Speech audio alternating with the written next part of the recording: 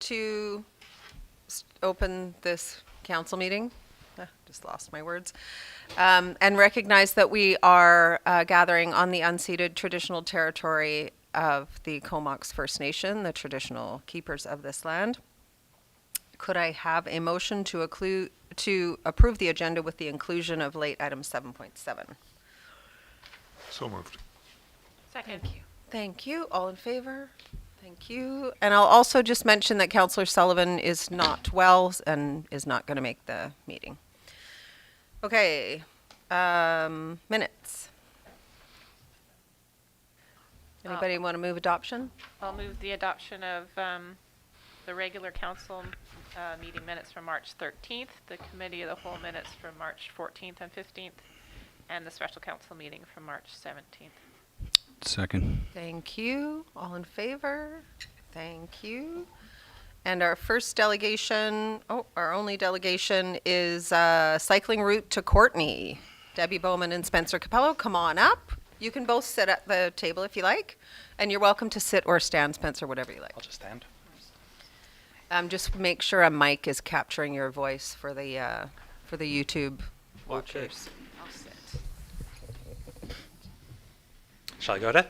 Welcome, go ahead. Okay, good evening, Mayor and Council. My name's Spencer. I'm a resident of Cumberland. I live here. I'm also a board member of the Comox Valley Cycling Coalition.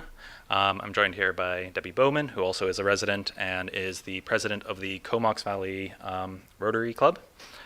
And basically, we've come here to talk to you about getting a better, safer route between Cumberland and Courtenay for cyclists. So I'll say a little bit about why it's important. I don't think I need to spend too much time saying why getting to Courtenay is important for Cumberland residents. We're a small but mighty town, but ultimately there are things we need in Courtenay that we don't have here. And similarly, Courtenay people love to come up here to our lovely little village. And I don't think I need to spend a whole lot of time talking about why active transportation is good. I think we all know climate benefits, equity benefits, getting traffic off the road, and a whole host of other good stuff that comes with it. But I do want to talk a little bit about what I find almost the most compelling reason to improve the safety of this connection is that people are already doing that route, but they're doing it on the Parkway. I don't know if anyone here has ridden the Parkway. I have. It is not a fun route. You have shoulders, which is great, but they're full of debris. They're often parked cars, so you have to go out into the lane where it's posted 80, but most people are going north of 100. There are on-ramps and off-ramps you have to go through. There's some bad junctions. It's just not a really safe environment to be cycling on. But nonetheless, you have people doing it. Anytime pretty much that you drive down the Parkway, you'll see one or two cyclists on the side. And that's really, a strong motivation in my mind to make it a bit safer for those people. So something we talk about a lot in safe cycling infrastructure is sort of the 4 types or levels of cyclists. And at one end, you have the no way, no hows. These are people who cannot or are not able to cycle, and they're not part of the equation. And then at the other side, you have what are called the bold and fearless cyclists. And those, I would wager, are the people that are already out there on the Parkway. And in the middle, you have these 2 categories, enthused and confident, who are, sort of one step above the bold and fearless, and then the interested but concerned. And so generally when we talk about having safer infrastructure, it's those 2, sort of middle categories that we're talking about targeting, enabling them to feel safe riding on a particular route. And something I found super interesting was in the active transportation survey in the village here last year, the results there are from the survey respondents for how they would describe themselves. And we actually have over 50% of the survey respondents in Cumberland saying that they are either bold and fearless or enthused and confident, which this is a common survey question. In most cities and towns and stuff, you'll find that the interested but concerned is usually the big wedge of the pie. But here, I guess with the mountain biking, we have a lot of really confident cyclists. And I'd love to make it a little bit safer for them to get to Courtenay and maybe enable some of them that wouldn't do it otherwise to make that trip. So in some sense, everyone already agrees about a connection between here and Courtenay, in principle at least. So the CVRD Active Transportation Plan in 2021 identified that route as one of their priority projects. The Cumberland Active Transportation Survey I just mentioned, it wasn't part of the purview of the survey because it was focused on transportation within the village, but the number one sort of write-in response from those surveys was we need better cycling connection regionally, particularly to Courtenay. And Courtenay as well, they have a cycling network plan drafted. And on that, they have that network extended out to their boundaries in the direction of Cumberland in anticipation of a regional network someday existing. So, everyone agrees that it's something that's good to have, but there's a big difference between agreeing that we should do something about it and actually doing something about it, which is why we're here. What we want to do is sort of focus on a two-pronged approach. In the short term, we want to identify a route that is better than the Parkway to, protect some of those cyclists who are already there and maybe enable some more confident ones to take that trip. And in the longer term, we'd really love to see a push for an all ages, all abilities route to Courtenay. So all ages, all abilities, in my mind, when I think about that, I think, your 8-year-old kid and your 80-year-old parent, they can both go cycling on that and you're not worried. That's how I think about a AAA route, as they're called. What we're asking from the council and the village is, in the long term, we'd really love to see, I would too, though, Cumberland lead the push for, this really great route to Courtenay, because I think of all the municipalities in the regional district, Cumberland is probably the one that it impacts the most. Everyone would like to have it, but we're the ones that would benefit the most. And in the short term, we'd really like to have some small staff time allocated to us in sort of a very limited research advisory capacity. Because basically, we don't know what we don't know in terms of who owns land, if there are public works projects planned for a particular bit of land or utility work that might impact an idea we have, if there are ongoing negotiations about something else at a different level of government. So just to sort of let us know if we're barking up the wrong tree. I'll say a couple words about long-term vision. A fully protected bike connection from Cumberland to Courtenay would be the dream. It happens on the island. We just had that trail go in from Tofino to Ucluelet, just finished last year. Beautiful trails on that top picture. And then down in Victoria, they have a number of long trails. That's the Lochside Trail there. So it does happen. There is funding available for it, provincially and federally. And what we'd love to see from Cumberland is a push for this kind of trail to be built. In particular, we'd love to see a push for it in the ongoing discussions in the CBRD for the regional parks and trail priorities. So maybe a greenway from here to Courtenay. That's the long-term vision. But what can we do in the shorter term to make things better for people that are already there? So that's kind of the question is, what are the possibilities? And that's what we want to figure out. We want to try to identify some more temporary interim routes that could be, sort of quick wins to get people off the Parkway, just make them a little bit safer. Maybe we're not getting that whole, 78% that go all the way up to interested but concerned, but we're maybe getting that 50% that include the, the confident ones. We think this could probably be something that was community-led with, cooperation from the village, but drawing on various community members and leaders and networks and their resources. We know that the CVCC obviously is in support of any kind of connection. The Rotary clubs are in support of this, and we've talked with other community members who are broadly in support with trying to improve this connection. One possibility I wanted to touch upon just quickly is, so Small Road parallels the Parkway. If you're not familiar with it, it's where SLEG is and the Tourist Information Center. And it basically runs from SLEG at the south end all the way up almost to the Cumberland Road junction lights. And so it's a nice, fairly quiet road, and it pretty much goes the length of the Parkway that anyone cycling to Courtenay has to traverse. The problem is at the north and south end, there's about 400 or 500 meters of land where there isn't anything. There are some walking trails, so you can actually walk this now on that land. I don't know if they're sanctioned or not, but they're there.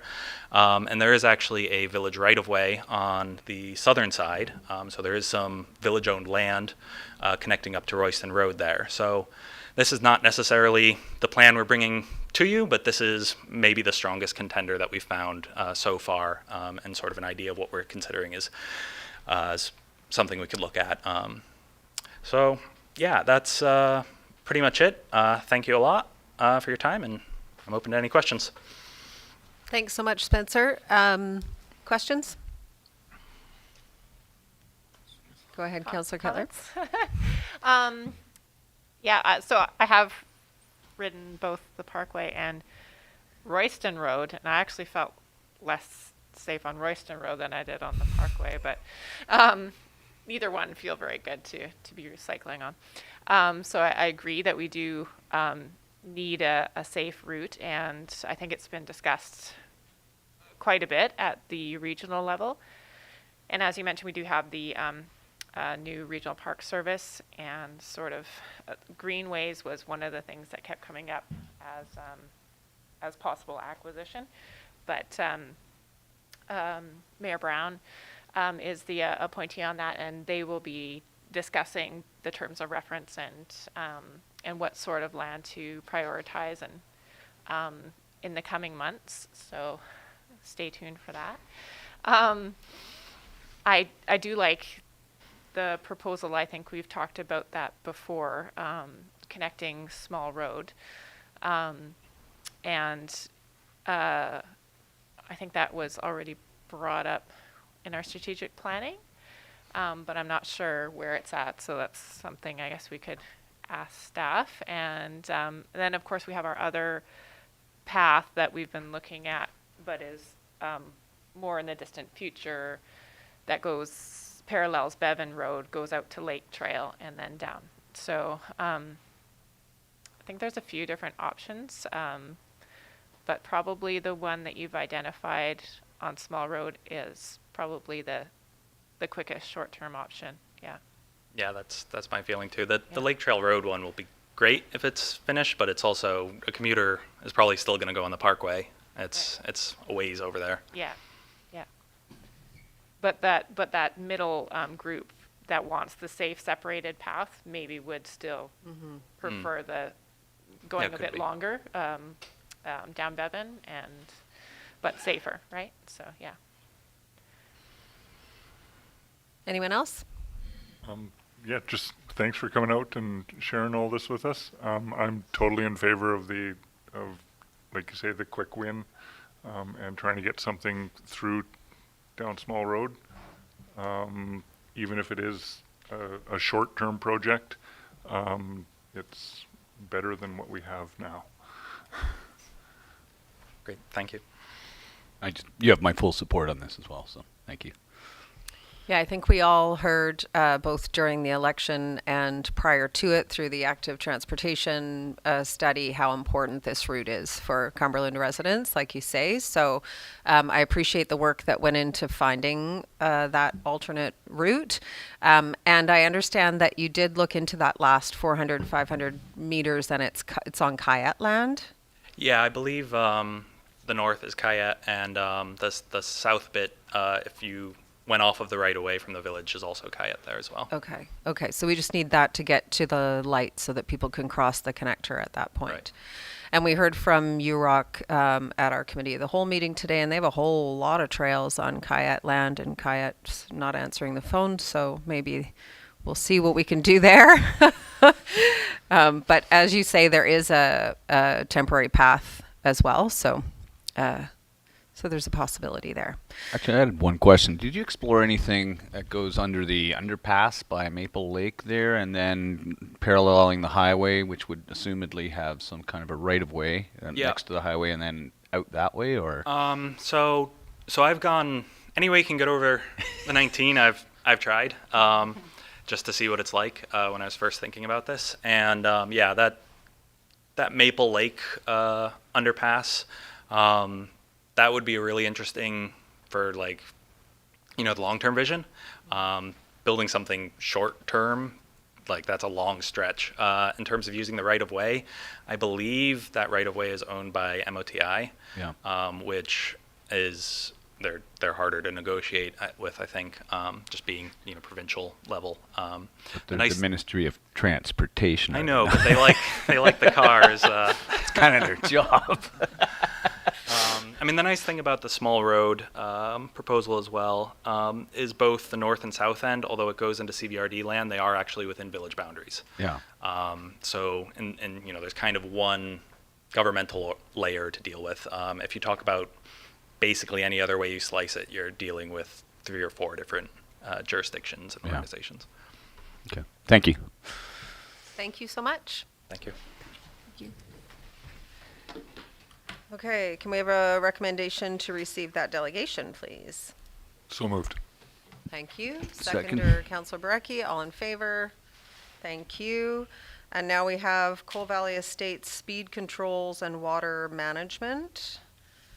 Do we have a staff person going to speak to this, or do you want me to talk about it, or what? There is nobody to speak to it directly. We do have staff here if you need to ask any questions, but we've just made a recommendation on the Okay. agenda. So I think it was last council meeting, we had a delegation from residents of Coal Valley Estates, particularly Kendall Avenue, concerned about speeding, as we have heard many, many times. And then there was also a question around water usage and long-range water usage. And the delegation was asking for some sort of traffic calming. I think at the very least they wanted a 30-kilometer sign above Egremont. So does anyone have comments or questions around that? I have a Yes. comment. Can't we just make it 30 kilometers all the way up Egremont, like above Egremont? Can we just do that prior to the transportation master plan? I know we're going to get dribs and drabs of requests coming in, but this seems like a very specific request that's come in surrounding some kind of alarming incidents that have happened there, and the residents have spoken loud and clear on this. I don't see any need to drag this on too much longer. Just put up a sign, change the bylaw if we need to for that specific street, and go for it. Rob, And do you want to then- speak to that?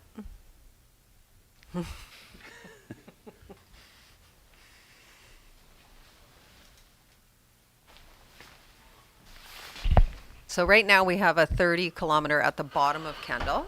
Correct. right? And then it hits Egremont, and the default is 50. Yeah, the 30K zone was never extended beyond Egremont as part of phases 4, 4A, and the continuation of Coal Valley. I mean, if that's council's wish, we can look at that and put some signs. I just know that there's going to be a lot of requests for other 30K signs, and the hope through the transportation master plan process was develop some guidance, some simple warrant systems to say, hey, based on the traffic volume, the type of street, and so on and so forth, yes, it should be implemented here, or no, it's not really required. But if council wishes to extend the 30K zone up, we can do that as well. Thank you. Can I ask, so we did Before talk, you go, Rob, sorry. we did talk about the blanket 30K across the village. Correct. So is that being investigated as part of the, We'll look at that as one of several traffic calming measures in the transportation master plan process, yes. and sorry, what sort of timeline do you anticipate for that? Hope to have something wrapped up by fall, and we'll start the public communication process here in another month or so, yeah. Okay, thank you. Does anyone else have questions for Rob before we let him sit down again? No, that was Okay. that was my question. Was Thanks, how, Rob. how long this was going to Yeah. before we could see anything out of the plan. Yeah. And seeing as how it is 6+ months before, I'm kind of in agreement with Neil that, I think we should try and do something sooner than that, rather than sending this into the bureaucracy for another 6 or 7 months. Yeah, I think it's important that we do refer it to the transportation Yes. master plan process. But I also think just because that neighborhood has come to us so many times with these requests and a real sense of fear in that neighborhood of something very bad happening, I think putting doing the 30-kilometer sign and having that in place while we figure out the master transportation plan might be helpful. And at least we'll have that trial period, and that information can also feed into the master transportation plan, whether or not having a sign up there actually helps, Agreed. you know? Yeah. Do we need to make a motion for that? We do. So there's a recommendation to refer the request to Coal Valley, to the master transportation plan. So you'll just have to add a request for staff to look into put the 30-kilometer sign. Okay. I'd like to make a motion that council refer the request for Mr. Sinclair for speed controls through Coal Valley Estates subdivision area to the transportation master plan process, and to direct staff to prepare a report to council on the transportation master plan process, and that council share the village's long-range water supply strategy with Mr. Sinclair. In addition to this, I conclude this in the same motion. I would like to direct staff to put up a 30 kilometer an hour sign above Egremont to the end of Kendall, and basically change the speed limit on that street for the remainder of it. Thank you. Did you get that, Rachel? Something along those garbled lines. Do I have a seconder? Seconded. Thank you. All in favor? Thank you. Opposed? Well, I was just thinking that it'd be good to investigate it rather than tell staff to do it in case we don't know the implications of that on other neighborhoods. So if we are saying we're just arbitrarily changing this from 30 to 50 without any supporting information, then will we be expected to arbitrarily do it for other neighborhoods without that same supporting data? So I would like to tweak that motion a little bit to say that that we ask staff to investigate changing the 30K and installing the sign. You don't have to do that. If Yeah, you don't want. I'm going to leave the motion as it is on the floor. Okay, then I am opposed. Okay. Yeah. Okay. Thank you. Correspondence, UBCM provincial response to our 2022 resolutions. So we requested that the province restrict pesticide use within community drinking water supply areas, and we received a response from the minister. And in that response, he let us know that we can request reports on whether or not pesticides are used, and if so, what their pesticide plan is, and other information around the use of pesticides in the forest and particularly in our watershed. And so we have a recommendation there. Questions, comments? Yeah, I think this is quite important. We've seen in other community watersheds, like on the mainland, that there's been aerial spraying over quite large tracts of land. It affects a lot of things, not just community drinking water, but native plant species and animals and all sorts of things that that we care about. And I think there certainly could be tighter regulation on it, and what they're saying is that they do require these pest management plans, but for the most part, they're not shared with local government, even if the pesticides are being used directly adjacent to a water supply. So you have to request it specifically. And so I think that's a little bit problematic for us if we don't really know when they're getting these things, like if we should be requesting it. So I think, yes, we can request it, but I think we should also ask about the process of having to continually request when it arises, or could we receive those notifications directly and then make the request? I'm just hoping that that's a little bit easier to come by that information than it has been. But I agree with the recommendation as it's put forward. Any other comments, questions? Yeah, I agree. I think we shouldn't necessarily have to ask. I'm hoping when we ask, they'll say there isn't a plan because they're not using pesticides, but we don't know that until we request. So let's see what that process looks like, and then next year we can do another resolution that says, let's just have local governments get that information or something, right?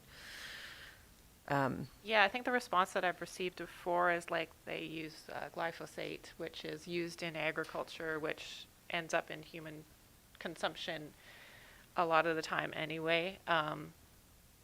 But we don't necessarily want more of it in our water supply, so I think it would be good to have that information. Agreed. Someone ready to make the recommendation? Sure, I'll make it.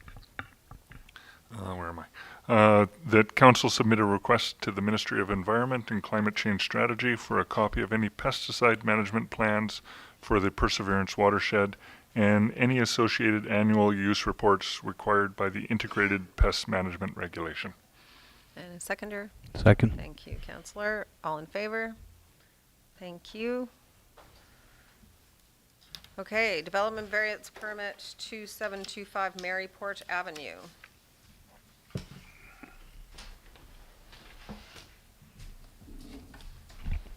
Good evening, Mayor and Council.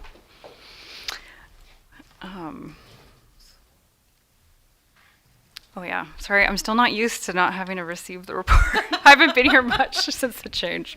Okay, well, the village has received an application for a development variance permit at 2752 Maryport Avenue to reduce the minimum 1.5 meter clearance past the principal building to a proposed accessory dwelling unit to 1.4 meters. So the applicant is hoping to build an ADU at the rear of the property, and in able to do that, they have to provide the 1.5 meter clearance past the main house. But as the principal dwelling was built in the early 1900s, the setbacks don't meet the current zoning bylaw regulations, making it difficult to meet these ADU requirements.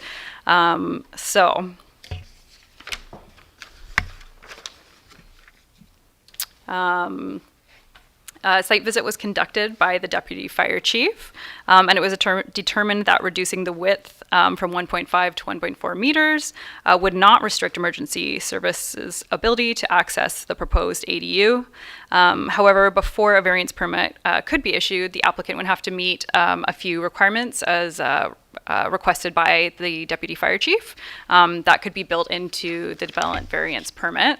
And before getting a building permit for an ADU, they'd have to meet those requirements. Otherwise, they couldn't have a permit issued. And that's it. Questions, comments?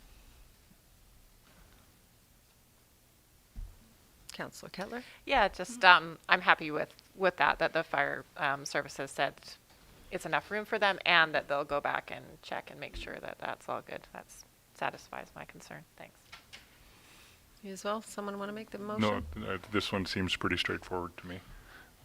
I do have a couple of questions that relate to another matter further down the agenda that I could ask Milena now, that Let's because wait she till- probably won't be here Let's later. wait. Courtney will be here, so Yeah. she should be able to answer. Okay. Yeah. Yeah.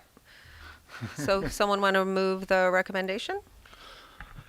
I'll move that council approve the development variance permit to reduce the required 1.5 meter clearance past the principal building from Maryport Avenue to a proposed accessory dwelling unit at the rear of the property to 1.4 meters for the property described as the west half of Lot 5, Block E, District Lot 21, Nelson District, Plan 522A. And do we have a seconder? Second. Thank you. All in favor? Thank you. Thank you. Thanks, Milena. Okay. Paul Nash, I believe you're up next with the wastewater upgrade project, and it's a budget update. Yes, good evening, Mayor and Council.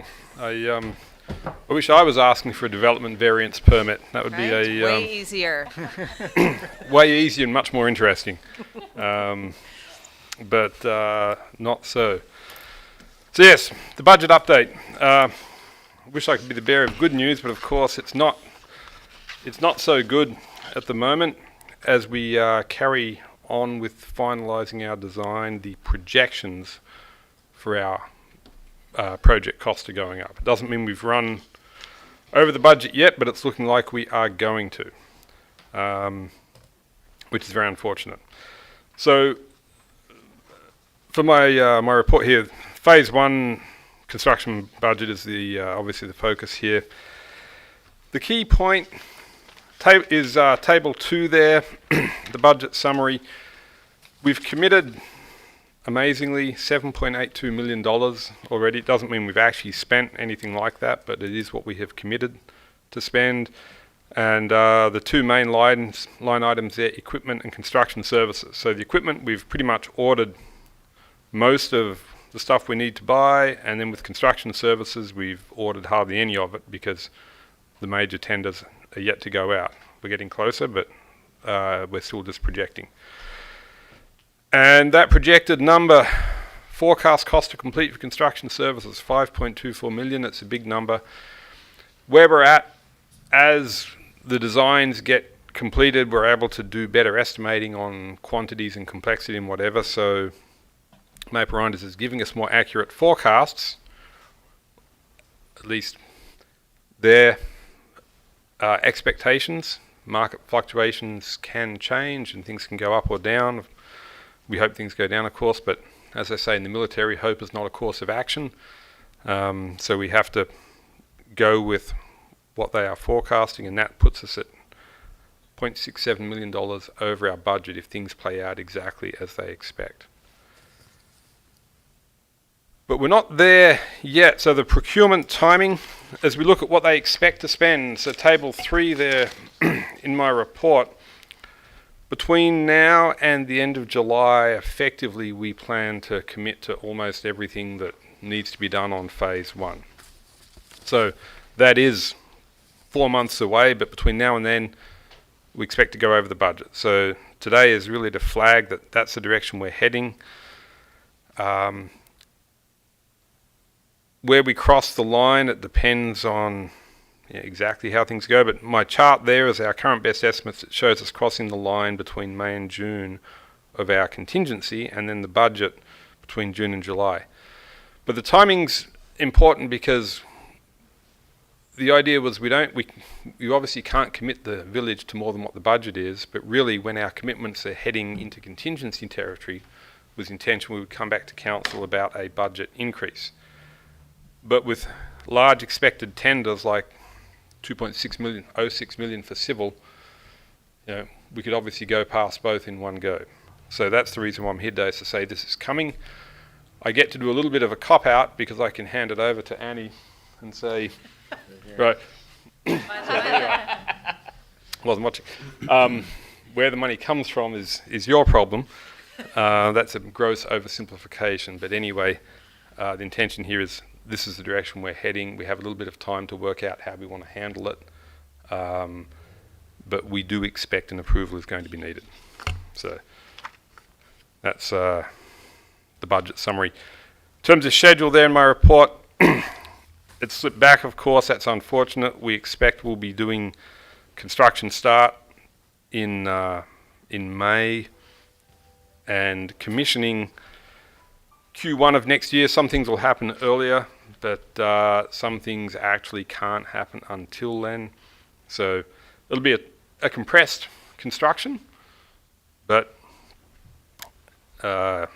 basically 12 months from now before we're finished. The Phase 2 budget, the only thing I really need to say about it tonight is that we are still within our pre-construction budget of $650,000 that was approved. We've committed to $605,000 of that, and we expect to stay within that. And we'll come back with more on phase 2 budget once we have a resolution about the grant status, and then we can talk about what we are and aren't doing. So that is the extent of my report. I think Annie can speak to her section, I guess, if you have some questions on that. And with that, I will finish it and turn it back to council for some questions. Thank you.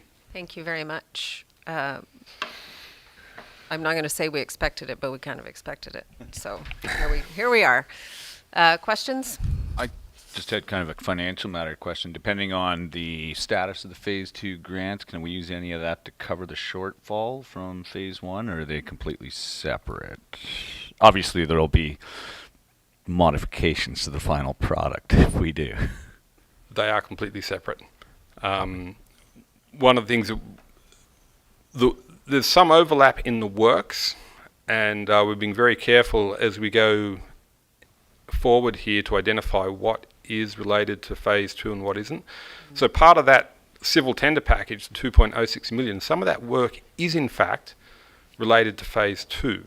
It's just that it makes sense that it's in the one contract, and so we are going to be very clear to the contractor, you have to identify it, so that for accounting reasons we can work it separately. So I won't say we will push as much cost into phase 2 as possible, but I will say we will identify everything that is applicable to phase 2 and make sure it stays there. But we can't use phase 2 grant funding for phase 1 works. Got me. Thank you. Any other questions? That was my question as well. Yeah. Councillor Kettler?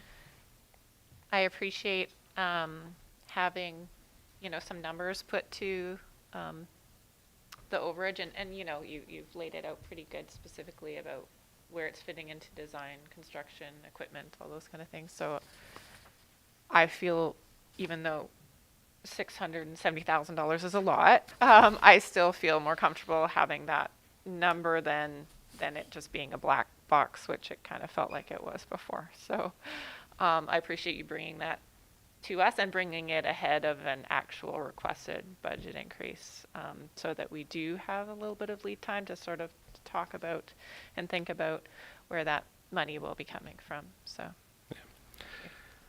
I wish I could say that we could bring you forward a real number. For example, when we get the tenders back, that 2.06, it might say 2.1 or 1.8, whatever it is, there's an actual number.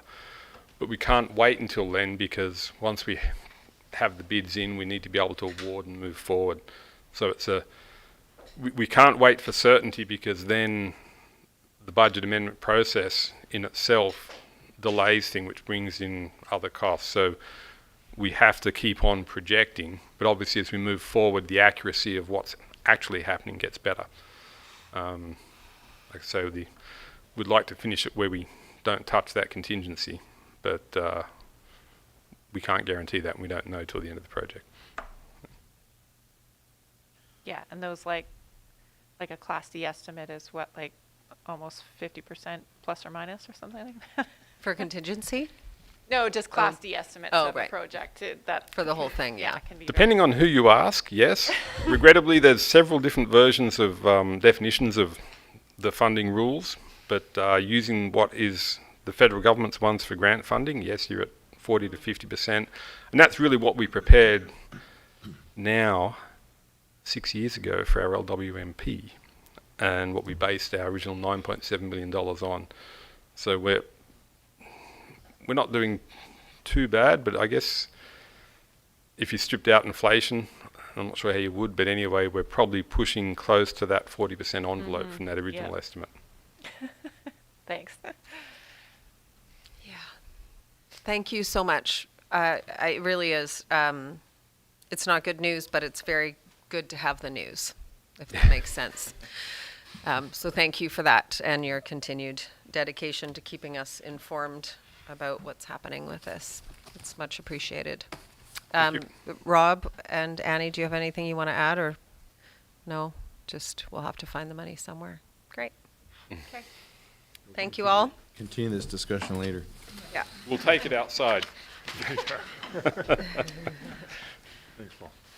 So a recommendation to receive that report, please. So moved. Thank you. Seconder?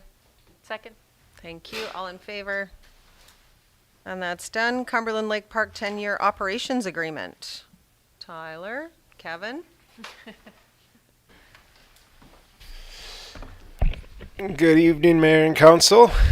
So this is, suppose, a little bit delayed in that the park is without an operating agreement right now, but things are still ticking along as it would otherwise. And it just is a result of things taking a little bit longer than we anticipated, which was really based on the fact that we were looking to transition the agreement into something that was more consistent with terms of in a partnership language as opposed to what would be typical in a contractor agreement. So some of the risk management language took a little bit longer to refine.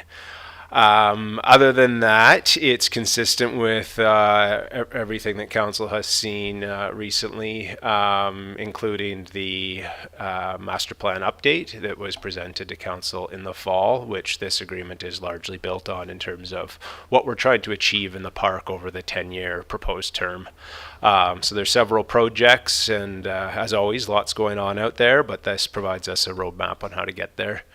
The other thing to bring to council's attention that has changed is what we're formerly calling the dividend model, now calling it revenue share, and that's introducing a third party to that, and that's the KFN Guardian Watchman program. So a small percentage of revenue from the park would be directed to them through revenue from Lake Park. So those are the highlights of the agreement and what's changed, and open to any questions council may have. Okay. Questions, anybody? Have you? Oh, sorry. I just Go ahead. a question. Have you made contact with the Watchman program regarding that? Have they been? No, there's been a little bit of back and forth, but we haven't had an opportunity to engage them as much as we would have liked. But certainly, their previous director of intergovernmental affairs, I spoke with him, I think just prior to his resignation, so I'm not sure how much has been shared internally throughout their organization, but obviously this is some good news for them, and we would look forward to sharing it if this is council's wish this evening. Anyone else? I think the society has been amazing. They've done so well out there and have really been helping us manage the park and follow along with our master plan upgrades so well. They're asking for us to move to a 10-year agreement from a 5-year agreement. Is that? Yeah, I think I wouldn't say it's simply a request on their part. I think this was something that staff spoke with them about the mutual benefits and risks to both parties of, and were first discussed, I think, in 2020. So it's been a fairly long process to get to this point where an agreement is in front of you guys for a proposed adoption. I think largely it is a result of them seeking longer term certainty in order to make financial investments in park infrastructure that the village would ultimately own, without having the uncertainty of a short-term agreement that previously was 5 years ended up getting extended to simply because working through these processes every 5 years in itself requires resources. So.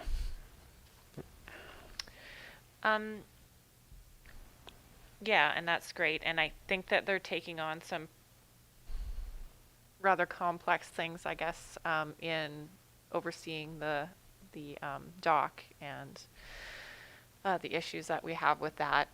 Are we anticipating that they'll be coming forward to get help with, I guess we've already assigned more bylaw out there through the budget, but with revenue for increasing staff time there or staff training, or I just know it's a point of conflict with the public, and oftentimes they've had younger employees sort of working that area, it may require more resources. Is there any plan to come forward with something around that? In council's budget that's for final adoption tonight, there is money allocated for a project to explore how we can better manage traffic, essentially. And I think that's a result of, we've both brainstormed some ideas, but we recognize it's quite complicated, and probably there isn't going to be a perfect solution, but that was what staff spoke to the Lake Park Society about. The next best step is, okay, what are our options for trying to manage this? There's no commitments in this agreement for the village to provide additional staffing resources for them to manage those peak volume days. Could something come out of a future report where we have that discussion? Perhaps, but nothing, none of that work has been done yet. That discussion didn't coincide with this agreement. No, this agreement that's a recommendation of the master plan update that they co-funded and we worked through in partnership on that. Okay. Yeah. And then, sorry, just around like the watershed protection, and so there's the regional water committee that might want to have their participation, I guess, as far as we've talked about possibility of reducing boat engine size and maybe a long-term goal of moving toward electric motors on the lake, things like that. Are they, through this contract, also going to be representing themselves to the region in that capacity? No, this contract does not provide them with that type of jurisdiction. It's still, I think we have to look at, it's still a village of Cumberland Park. And so the terms of this contract spell out how they are to operate it and what mutually beneficial projects we can partner in. But in terms of the overall rules and, boat launch policy and that type of thing, like the village will have ultimate influence and jurisdiction over that. Now, I would say with boat size motors, that's actually, the federal government and the, I think, Department of Transportation and that vessel operator restrictions. So that's something that's even beyond our hands.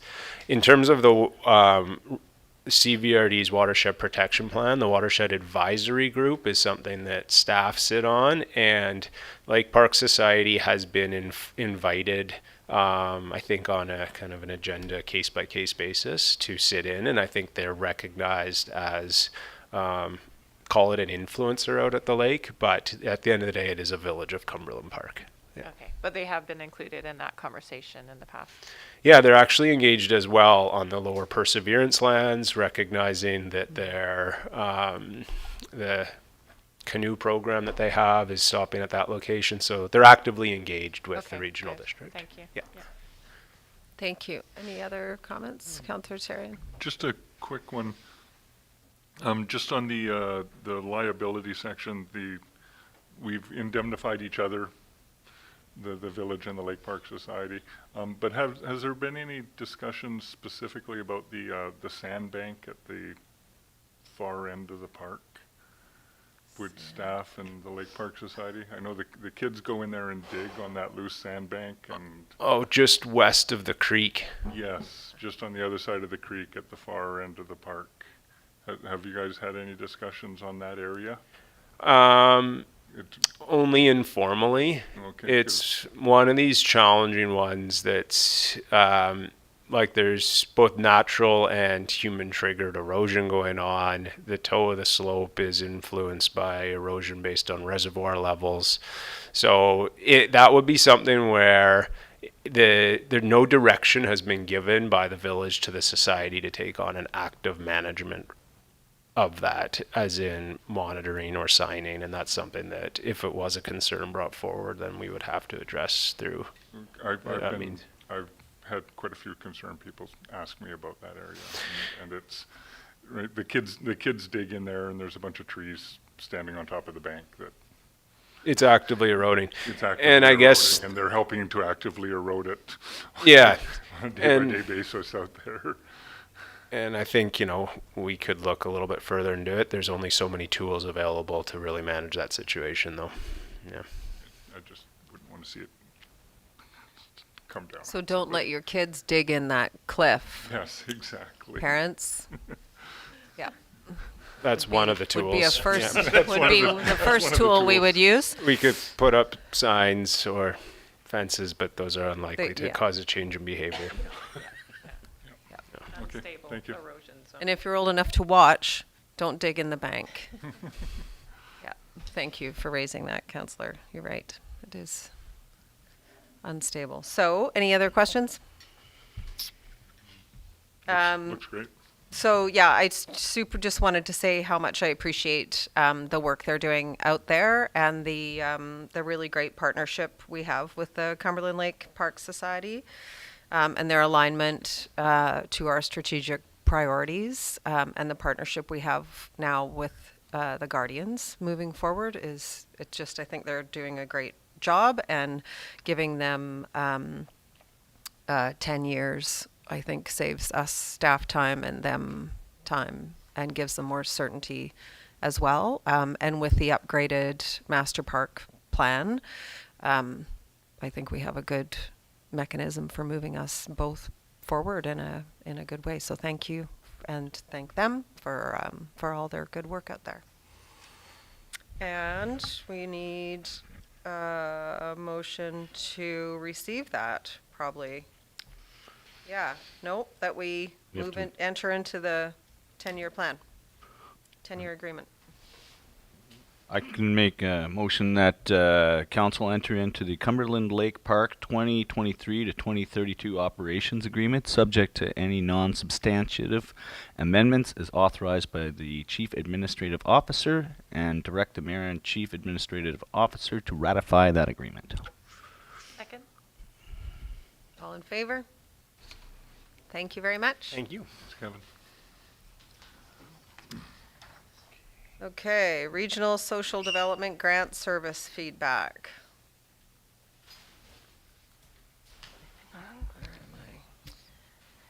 Okay, good evening, Mayor and Council. This is just a very quick report to introduce to you the correspondence from the Comox Valley Regional District, who is requesting your candid feedback regarding needs and capacity, level of support for a concept of a regional social development grant service, and also the feedback could let them know other things, such as like if your initial feedback is that that you overall support such a service in principle, then you could also give them other feedback, such as what kind of you'd be interested in how it's governed, or other feedback. And you can also save that feedback as well for further on down the road if the service does go forward. Okay, questions, comments? Go ahead, Councillor Terry. I'm just wondering how this is going to, how the funding of this would tie in with our current social grant. Would this be instead of, on top of, in addition to, right? Like I'm not sure how, because the grant money we do for this kinds of services is spent here in the village, where anything we put into regional service, I expect we would see very little of it actually spent here in the village, as there are much larger problems of this kind elsewhere in the valley. And I know, and I right, it's a two-pronged thing. I understand that, we're shielded from a lot of those problems because they take place in other parts of the valley. But I'm still, so I'm a bit conflicted on how this all works. A point of order, would this kind of negotiation be something that goes on in camera, or is this? You mean once, if council were interested and then it comes back? Yeah. It would be just like any other service that you would Okay. approve through. So it's not. Yeah. Okay. So we can It's a discuss it service. further. It's Okay. a regional district service. Yeah. So to answer your question, the homelessness support service is a separate service and would remain a separate service. So a portion of Cumberland's tax goes to that service, and then it goes to be put into a 5-year plan determined by the Coalition to End Homelessness. So they have in the past been allocating it to among all the nonprofits and the projects that they have ready in each year of the 5-year plan.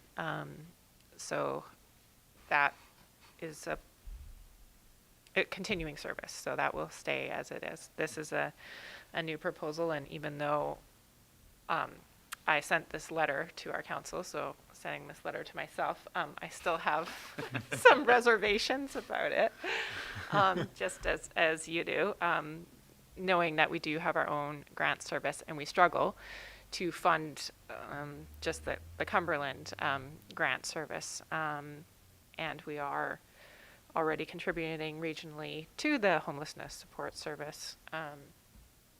I think it is, it's kind of come out of repeated requests, though, so the homelessness support service was designed to fund buildings, right? It's about bricks and mortar, and that's how it's been used to fund projects, to build housing. This is the range of other services and other things that nonprofits are coming to us for help with. And I think they're trying to answer that, right? The things that are not bricks and mortar, the things that these nonprofits are providing and struggling to provide to people in need. So like the substance use strategy delegation that came to us. Exactly. Yeah, exactly. So, so this is just a response to those requests and recognition that there isn't currently a mechanism at the regional district to fund them. There has been 2 years where we've taken funds out of the administration budget, which everyone in the region contributes to the administration budget. So it was the only budget that we could equitably take funds out of, but staff said that's not an appropriate way to continue. It was just on an emergency basis. So again, there's a need there, and we don't really know how to answer that need.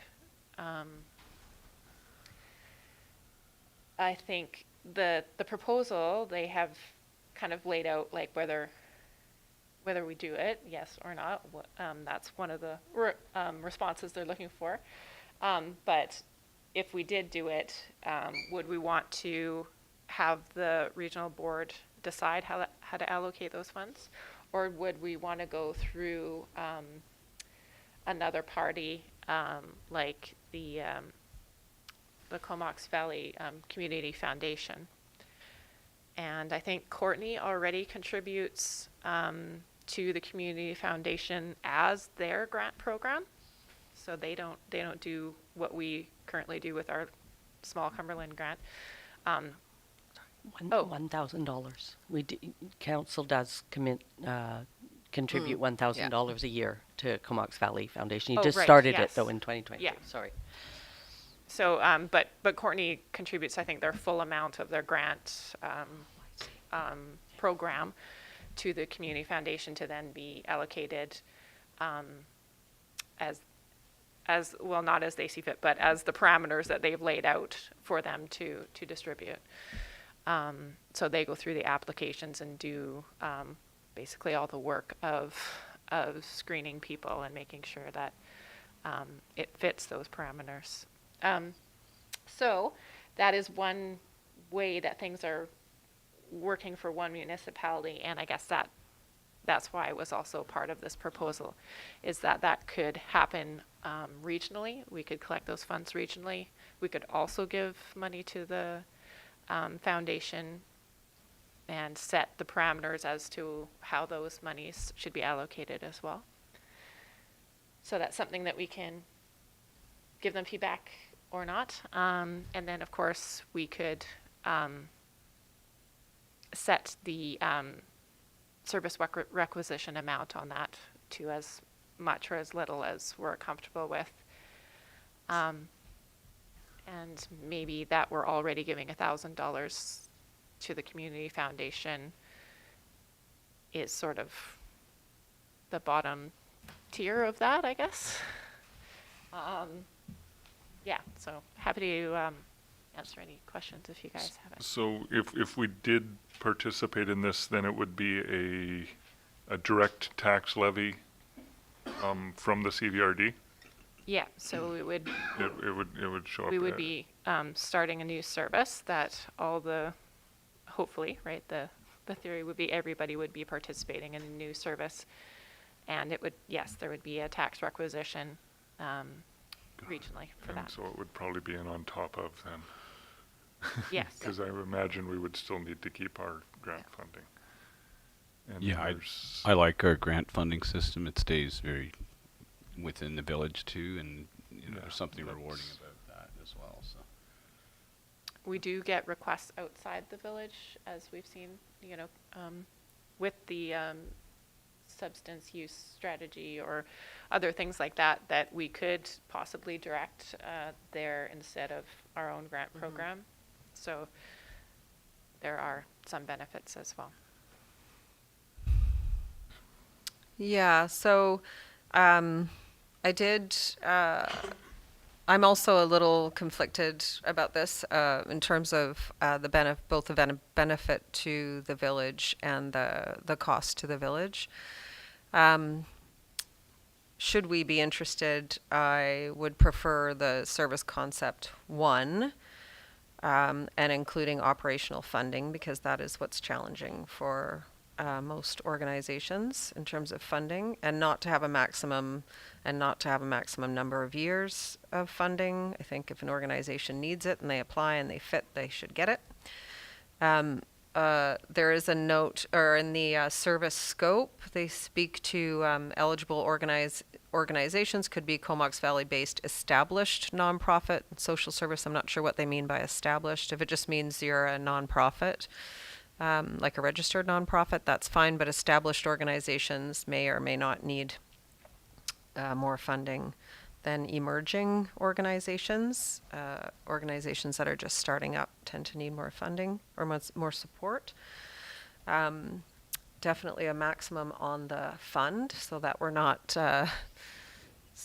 not constantly raising it as the government downloads more and more services onto local government. Sorry.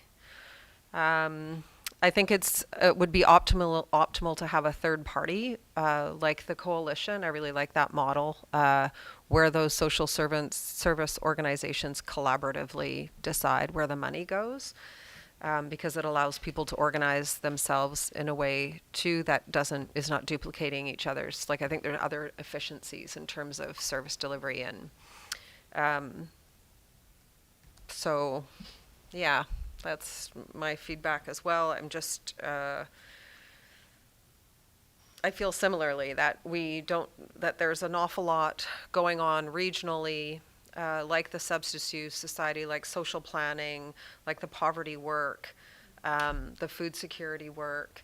But then when you start to look at it, like if we look at food security, there's a food bank here, there's a food bank in Comox, and there's a food bank in the Comox Valley. Which one is going to get funded through the service, right? So those kinds of questions would be, just want more information on how it might be, implemented and how effective, it might be. Not sure. Is that enough feedback for you? Do you need a motion on that feedback? Yeah, if you guys do want to provide formal feedback, it would be good in a motion. Do you want to try and put something together? I can start. I can try. So I think we're unsure as to whether or not we're supportive still. That I think it would depend on the cost of the service to us. And what sort of organized, so maybe we're looking for more information on the cost of the service, what type of organizations would be eligible, who would make those decisions, And what what else? kind of criteria we could set for our portion of the funding? In terms of like values or parameters or whatever. Yeah. I think all those things are still open, like, Yeah. And then I know you're in the middle of a motion, but I did want to just point out in the financial implications of the report, it does say, okay, good.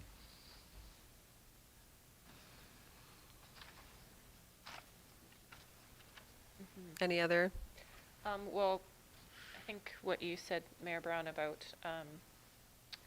not limiting the number of years and not necessarily limiting to established organizations, that emerging organizations are just as valid.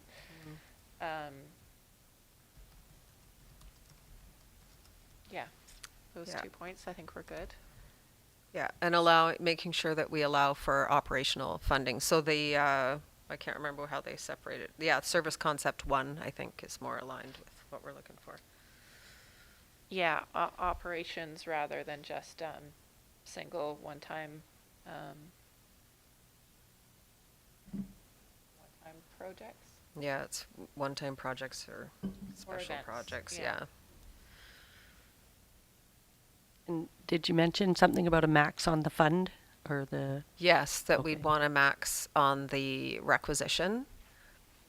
And that we liked the idea of a collaborative governance model with this, with the service organizations, so that they're deciding the funding for their own.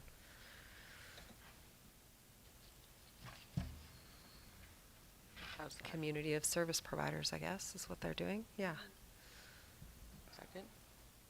Okay. Okay. Yeah? Who's moving that? Counselor Barecki, do you have something you'd like to share? I don't. I like our internal model, the way we do it. I don't now. think we're suggesting we're going to change our internal Okay. model at all. In addition to it, I just feel like I'd have to see a little bit more Yeah. fleshed out around this. Yeah. Personally. Okay. Anybody want to move it? I don't think I should since the letter came from me. Yeah. Sure. I don't have it. Rachel's got it. Rachel can move it out and then or Yeah, read it out. okay. I mean, and you could You can decide read if it you out wanna and move I'll- it. Sure. Like, the council provide feedback that council is uncertain whether to participate. And it would depend on the cost of the service, what kind of organizations would be eligible, who would make decisions, what kind of criteria village could contribute. Preference to not limit the number of years of funding and not limit to established organizations, allow for operating funding as set out in Service Concept 1 rather than one-time projects, and request a maximum requisition, and support a collaborative model with service organizations deciding on funding between service providers. To that Okay. effect. So moved. And a seconder?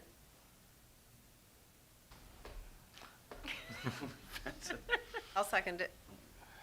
Can All in favor? Thank you. I want to know more still. So yeah. Okay, we're not committing to anything. This is just a request for feedback. All right. I agree. I I'll also, throw in on the request for feedback because I'm Yeah. on the fence. I'm also not 100% sure if this is the right way to go, but I'm willing to continue listening. Yeah, that's a good way of putting We it. all feel that. Yeah. Yeah. Okay, thank you Just a, for that, another yes. point of order. I think we missed 7.4 there. We skipped over it. What was 7.4? No, that is. Nope, that's what we're doing. That Regional was social- 7.4. That was 7.4. Oh, I have the Comox Strathcona Waste Management Center, connection to water system. No. Oh. You're on some other agenda. You're on a different. That's what I got right there. Too many tabs open. You might No. just have an old agenda, Oh, one that didn't get updated, oh, yes. because that How didn't did make it. that happen? Okay. Is that the only difference? That should be the only difference, I think. And the next one I have is the community priority issues from the RCMP. Yep. Yeah. Correct. Okay, got an old agenda. Sorry, I was good right up till there. There should be a paper one down there if you want to grab a, oh, Yeah, I got it now. Okay. Okay. All right then, community priority issues for 2023 RCMP annual performance plan.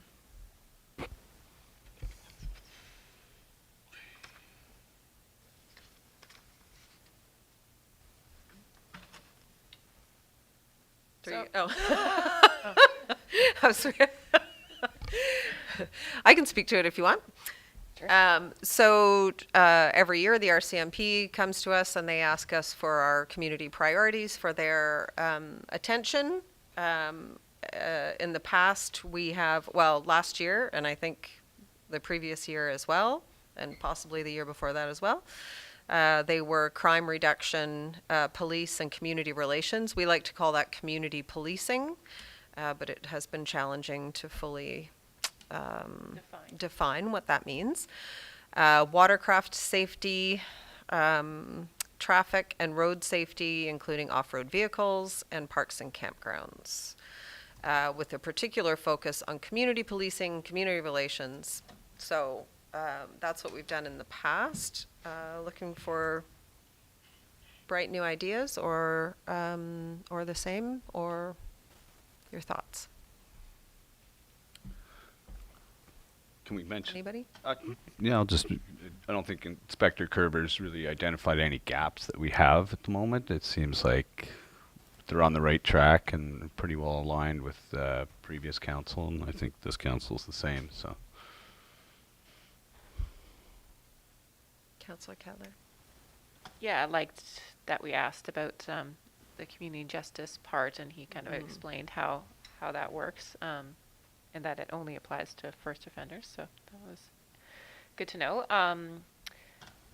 And I think that having the office next door and the parking spot for them probably has, like, I tried to suss that out with him a little bit, but I think it probably has helped with the community policing and the relationship building. I think so that's a positive direction, I feel, that we'll hopefully keep continuing to encourage.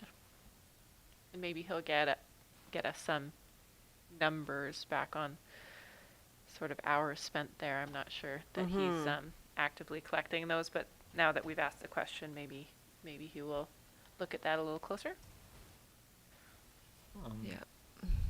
Is traffic and road safety, does that include maybe an increased presence on Kendall? We Because could- he was talking about traffic in that, and he seemed to, they were patrolling, and it was concentrated on handing out tickets to people that run the four-way at Dunsmuir and Forth, which they do, which I've seen them do, but I don't know if I've ever seen anybody get a traffic ticket in that 30K zone on Kendall. Yeah, so I think we can ask for those specifics, whether or not they're able to do it. Like you heard from his presentation, they send people when they can, and unless they have a call, right? Yeah. So, but I think we could specify areas for them to be targeting, rather than them just sitting at the cash cow that is that Yeah, I four-way don't know. stop. So that, I don't know. I hate getting tickets. That might slow people down on Kendall.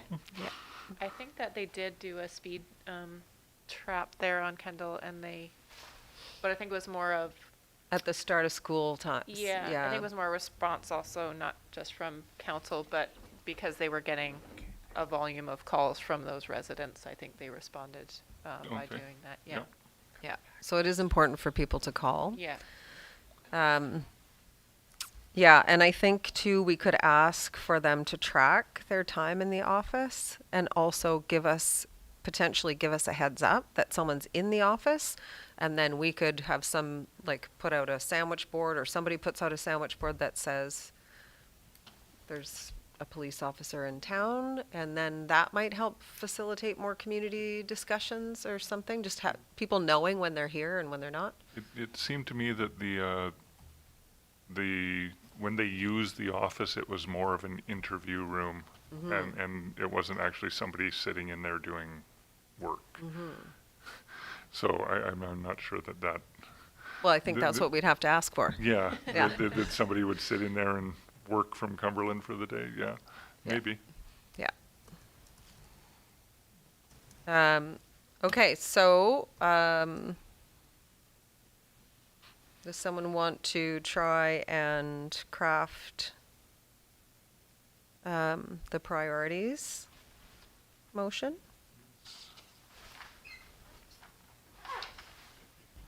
And that through need the to be- mayor, you could use the 2022 motion as your template if that helps.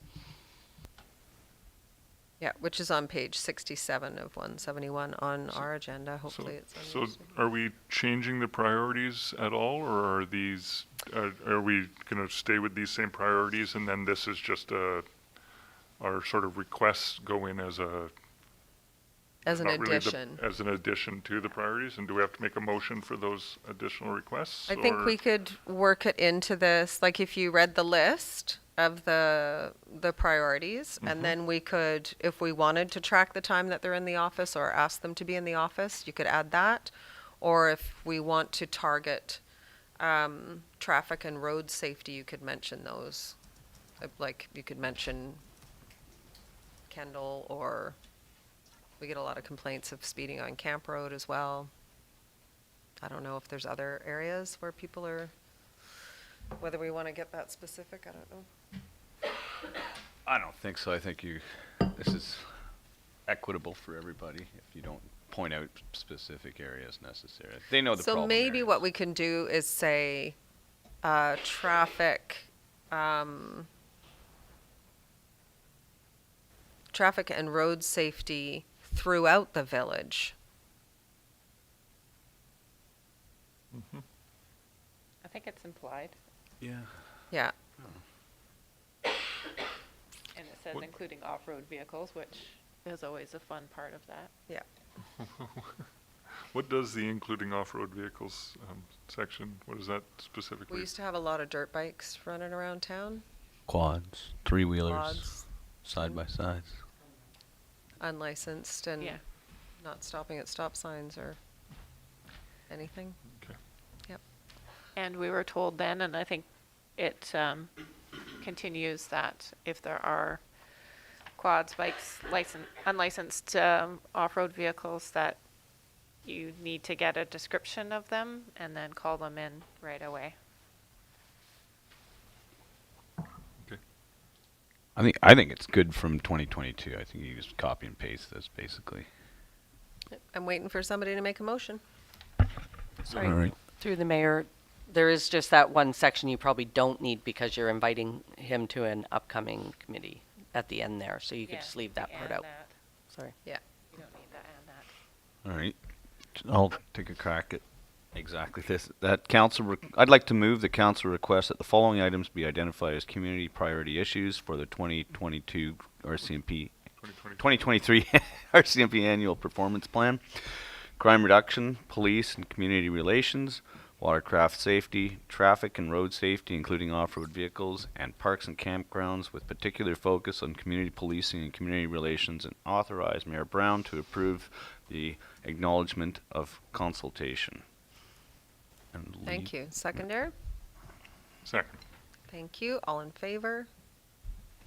Okay. Grant application for Emergency Operations Centers and Training 2023. Is Mike? Nope, Annie's going to do it. Come on up. All right. So I'm here to introduce this report on behalf of the fire chief, who's absent tonight. So this grant application is to fund the upgrade of the IT equipment and furniture at the Village of Cumberland Emergency Operations Center, located at the new fire hall. This UMBC AOC training program can contribute up to $30,000 towards this initiative, with no matching funds required from the applying organization. This is a different grant application from the one presented to Council on February 27 for the Fire Smart Community Program to be administered by CVRD for the village. And so staff is recommending that Council support staff with this grant application, the grant management, and a budget amendment if the grant is successful. Any question? Thank you. Any questions? So basically, they took the old EOC equipment out of the old fire hall and just put it into the new fire hall, and now it's kind of Old. still old, I guess. Still old. Still old, even older. Sure. So a lot of that equipment was actually purchased through a grant like this as well. So now it's just, Right. we're asking for, and likely it won't be replaced, I'm assuming, knowing the fire hall that it'll be added to, but yes. All right, thank you. Thank you. Any other questions? Okay, someone want to make the motion? Move the recommendation? Sure. That council support the submission of a Community Emergency Preparedness Fund, Emergency Operations Center and Training Program grant application to the Union of BC Municipalities for the upgrades of the Village Emergency Operations Center for an amount of up to $30,000. Also, that council direct staff to amend the 2023-2027 financial plan bylaw to reflect this expenditure if the grant is approved, and that council support the proposed activities included in the grant application and commit to provide overall grant management. Thank you. Second. Thank you. All in favor? Thank you. Okay, now we have the late item 7.7 that was on table, which is council appointment, councilor member appointment to the Homelessness and Affordable Housing Committee. So you could speak to it if you want, Rachel. I could just mention that this wasn't considered at council's inaugural meeting because we were looking to confirm council's strategic priorities before doing so and perhaps updating the terms of reference for the committee. But there is a referral upcoming recommended on the agenda coming up, so we thought we better activate the committee for that referral if council wishes. Thank you. So Councillor Kettler has been on the committee in the past. And I think, yeah, I'll just leave it at that. Is anyone else interested? I'm kind of maxed out at the moment, honestly. Are you happy to continue? Yeah, and I think Councillor it's good, Kettler? like, that I'm, or whoever the appointee would be, would also be on some of the other committees, like the Coalition on Homelessness and the Social Planning Society, because it kind of all Good ties fit. in, right? So And when do these typically meet? when do those other committees? Yeah, or any of them? Is this part of CVRD? So in your report, there's a list of appointments. These are all the appointments we made that's- at the beginning of the term. Yeah. So that's what she's referring to. So they each meet at different times. Yeah. The HAH, I think, meets in the morning on some usually, or did. Yeah, it's usually like a 9 o'clock meeting, or it has been in the past, so, yeah. I'm typically at work at that time. Me too. Good job. Endorse it. Okay, so can I have a motion to appoint Councillor Kettler as the, is it representative or liaison representative? And myself as the alternate to the Homelessness and Affordable Housing Committee. So moved? Thank you. Second. Second. Thank you. All in favor? Thank you, guys. Thank you. Okay. Development approvals process modernization bylaw amendments. Courtney. Oh, and you're here in person. Wow. Welcome. It only slightly snowed this morning. You brought that with you. I feel like you brought that. I think it was hail, but, you know. Yeah. Spring in Cumberland. Good evening, Mayor and Council. So before I turn it over to Nancy Henderson, I just wanted to mention that in addition to the development approval process modernization project, of which the development procedures bylaw and fees bylaw amendments are a part, we're also tacking on to this an amendment into the fees bylaw that has been previously directed by Council for the electric vehicle charging station. So if you have any questions about that, don't ask Nancy. Okay. That's the rest of us. And I'll turn it over to Nancy to give you a presentation to introduce this report. Thank you.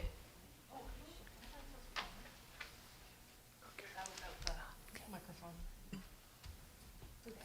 Highest test coffee in here. All right, good evening, Mayor Brown, members of council. We have a presentation for you tonight on the development application procedures bylaw and the accompanying amendments to the fees bylaw. I do have a PowerPoint presentation, which is more to keep me in line than anything else. I'll try to, I know you've had a long night already, try to keep it pretty high level, but as you can see, it's a pretty detailed bylaw at 45, 50 pages or whatever it's coming out at now. So there's a lot of information there, and just really want to try to hit the high points that probably are of the most interest to council. But if you have any questions about the bylaw, happy to answer them. I have just a brief overview of the modernization project for members of the public who might be watching, as well as just some overview as to what these bylaws are all about, and then we'll get into some of the key changes. I was trying to sync the presentation with the order of the report and realized that I was subject to a little bit of a mix-up there, so I'm just going to keep you on your toes if you're following the report and the presentation. I've sort of mixed up the order a little bit, and then we'll just kind of get into next steps. So the this project is funded by the UBCM grant that the village got for approximately $230,000 almost 2 years ago, or I guess a year and a half ago now. So luckily, 100% of this project has been funded through that grant. And the background of the grant, the reason for it was really the housing crisis that the province sees themselves in. And through their analysis, they were looking at the timing of approvals has a lot to do just with the associated costs of development. And there is an emphasis on the province to sort of streamline development and looking for opportunities to do that. Some of the things that they've identified, we can sort of enact or implement in the village through this bylaw, which we'll get into. The province completed their own sort of development application report, which sort of has some of these internal and external issues that they found. And this bylaw does try to address quite a few of these complete applications. We've got numerous initiatives beyond like sort of the scope of this bylaw that are really working on that. It sort of recognizes the complexity associated with those, but how we can sort of make it as simple as possible, which is companion projects with such as guides and so on. And then also through this process, there's been a lot of conversation between the departments. So trying to also have consistency, which is sort of also being identified across the province, not just in the village.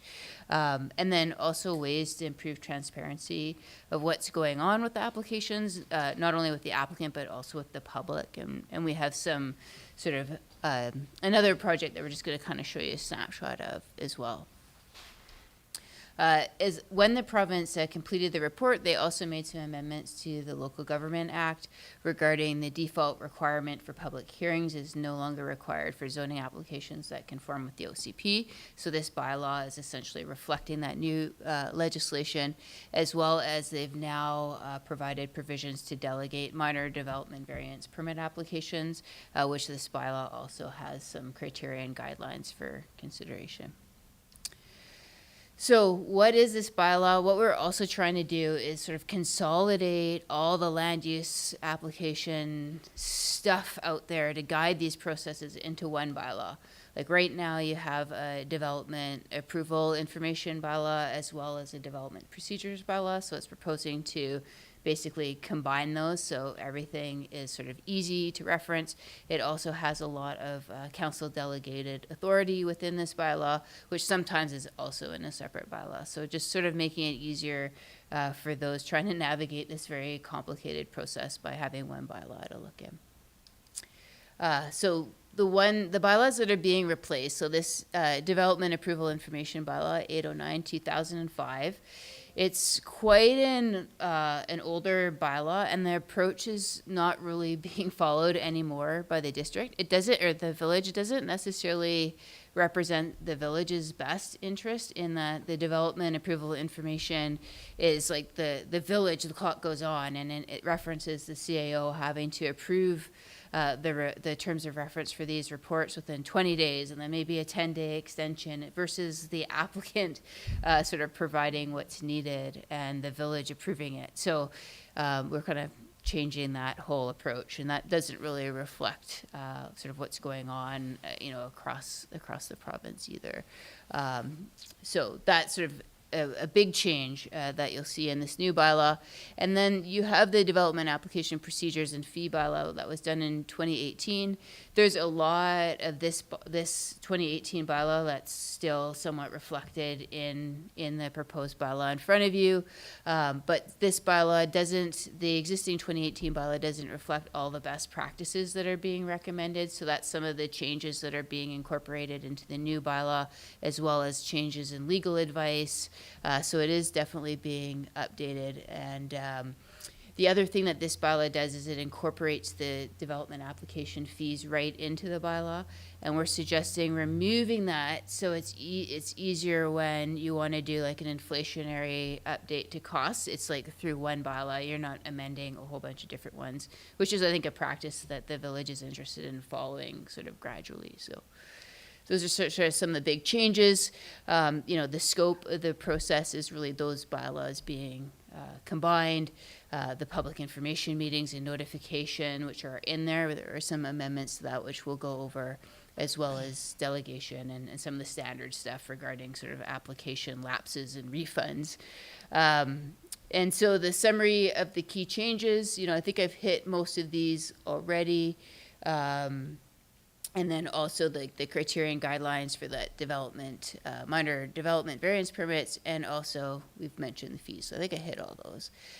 Delegation to staff, as noted in that provincial report, is something that the province identified as municipalities are encouraged to delegate more to staff to sort of streamline the processes, and also allowing councils the time to focus on bigger issues than maybe a minor development variance permit, for example, or development permits where the village is bound to the guidelines that you established in your OCP, so you don't have a lot of leeway or input that you can do, and councils that do try to do that sometimes get told by the courts to go back and adhere to their guidelines. So I think that's some of the province's rationale there.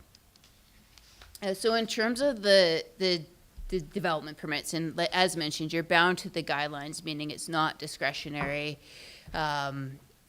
If you don't like what you're seeing in development permits, that's when council's going to want to look at amending your DP guidelines, which I think you could be doing as part of your OCP review. And that's also really important with those guidelines, and probably more now than ever, the way the courts positions themselves is to involve the public as well, to make sure that they're sort of buying in at that stage. There's certainly a municipal trend to increase to delegation, which we've talked about before, where some municipalities are delegating all permits to staff, but it's really about finding the comfort level with the village, your council, where you're at with your OCP. So we are taking recommending a measured approach based on the initial direction that we received from council, and then with the thinking that you can revisit it after you amend your OCP. So the scope of the development permits that we're recommending in the bylaw to be delegated to staff is sort of small-scale infill residential development permits, no greater than 4 units. industrial and commercial developments outside of the historic commercial core. So in the industrial park, and again, these are the form and character. So this is like how the building looks. And, you know, council gave clear direction that you still wanted to look at the environmental, for example, at that sort of earlier subdivision stage. Those will be coming to council, and then these ones would be the ones just sort of how the building looks in the end of the day. Accessory buildings, just to simplify, you know, moving small buildings forward, would be delegated. Wildfire farmland as well, those development permits, which aren't that extensively utilized in the village, as well as minor amendments to approved permits. So sometimes they go through the council process and then the applicant gets into detailed design and wants to make a small change that's not that material. So just sort of administratively moving those forward. And then as well as renewal of lapsed or unchanged permits. So again, environmental protection and groundwater are not recommended to be delegated at this time. And then in terms of the heritage alteration permits, just a small scope again to the delegation of these, but signs, fences, accessory buildings, apparently those are like happening and they're quite time consuming. So moving those small items forward, newer replacement windows and doors that don't affect the character defining elements, and small additions to single and duplex situations to a maximum of 100 square meters when it's at the rear of the building without any variances. So sort of out of sight, and then minor amendments again. And then moving on to sort of the public hearing and the no default requirement. This sort of graphic was in the summary report presented to last spring.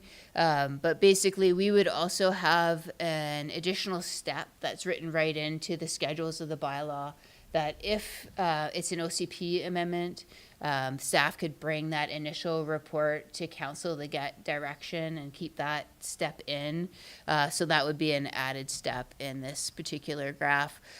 When the application is consistent with the OCP, there would be no requirement, no default requirement to have a public hearing, but you're doing your early engagement that we'll talk about, plus sending a notice to the surrounding property owners so they could bring concern forward. At which case, if council wishes at first reading, you can opt in to a public hearing. So if there's a lot of concern, you can opt in. If there's not, you can just kind of move it through. So we have the public information meeting that was previously referred to as the neighborhood, neighborhood public meeting. Yeah. And this is sort of the public information meeting is more of a sort of universal term, and not to get confused with something that like a public open house that the village might be conducting. The other thing that's really nice about these meetings is they can be quite informal and have a lot of dialogue, where a public hearing, the bylaws are already drafted, you're far into the process, and there's really limited dialogue between council staff and the public. So they are sort of a recommended best practice. Right now, it's not necessarily reflected in the existing bylaws, but is in this draft bylaw that the village would send notification to the surrounding property owners, because you have that information and to sort of protect freedom of information and privacy. But the applicant would be responsible for conducting the meeting, running the meeting, paying for the meeting space, and advertising otherwise. And then they would have to do a what we heard report at the meeting based on sort of some guidelines and parameters required by the village. And we've also established like a complimentary guide for the applicants so that they know what's expected of them and why, like representing both sides, etc. The notice of application sign, it's somewhat similar to what you've got right now. We're kind of looking towards a more colorful, attractive sign base and providing that as part of the project. The onus for construction and posting is on the applicant. We've made a change in that as a complete application, the applicant would provide that proof at the beginning of the process, but then it would be up to staff to review that proof and say the sign needs to be posted at X time frame. So if they're seeing something that's maybe they feel needs more direction from council early on because it's maybe way off base from the OCP, is to maybe have that meeting with council and get like direction to proceed with the file before you're posting the sign. So staff would kind of have the ability to make that call. And then we've added a provision that you could be collecting fees for removal based on council's direction as well. Notification of the applicant. So we've added a mail notification for minor development variance permits over and above the Local Government Act requirements based on council's direction before. And what that also does is enable staff, and we can, if you read the fine print regarding the minor development variance permits, you're sending that notification and you'd be sending it at the same time frame as if it was a minor development variance permit or a major one that would go to council. So if staff might feel going into it that it's a minor application, the notice goes out, the public's like deeply concerned, and staff aren't in a position to mitigate and work with the applicant to kind of mitigate those concerns, rather than denying the application and kind of going through that process and then them basically asking for reconsideration by council, which is sort of the normal process. Staff could opt out and basically say, you know what, this should go to council. This is in the public interest to be considered by council, rather than kind of having that I'm denying your application, and then it's just sort of, and legally you can't subdelegate delegated authority, but because we have this opt-out clause, you essentially can. Like it's allowing the opportunity to bring it back to council. It's just sort of a friendlier process, I guess. And then, where staff feels uncomfortable, they can move that up. And then we've also clarified the village's responsibility for sending notification regarding public information meetings in the bylaw, and added notification requirements for comprehensive development plans, which is a new plan type that's been added in the bylaw and the fees bylaw as well. In terms of like transparency and notification of application, we're just kind of giving you like a sneak peek in terms of another project that we're working on as part of this UBCM funded project, is sort of establishing some web-based material, so that if someone sees, like this has happened to me the other day, is I saw a sign, going up the road by my house going, ooh, wow, there's a development sign. I wonder what that's for. And then I could log in to the computer, click on, or the web, click on one of these dots and basically go, oh, okay, wow, they're doing an OCP amendment, and kind of get a bit of an idea. The applicant could also click in and go, oh, it's in my court? Like, oh, I thought staff were working on this. So they can get their status, just simple status, like whose court is it in, essentially. And then also if there's something going on next door and you go, oh, Jesus, my neighbor have a permit, someone could look and kind of get some self-serve information rather than having to necessarily go into the village office. So this is something that we're working on that will sort of be released at the same time, and there'll be guides and explanation for people, as well as the ability to apply online.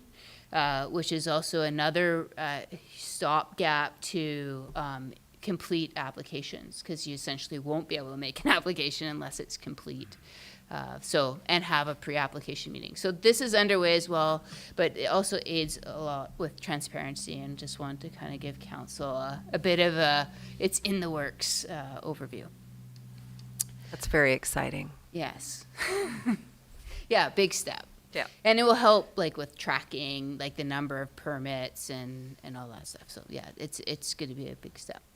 And then just moving on to sort of last but not least major item is the minor development variance permit applications, and that they can now be delegated to staff. So there's some legislation to guide this process, and that you have to establish criteria for what's minor and guidelines, which is included in the bylaw.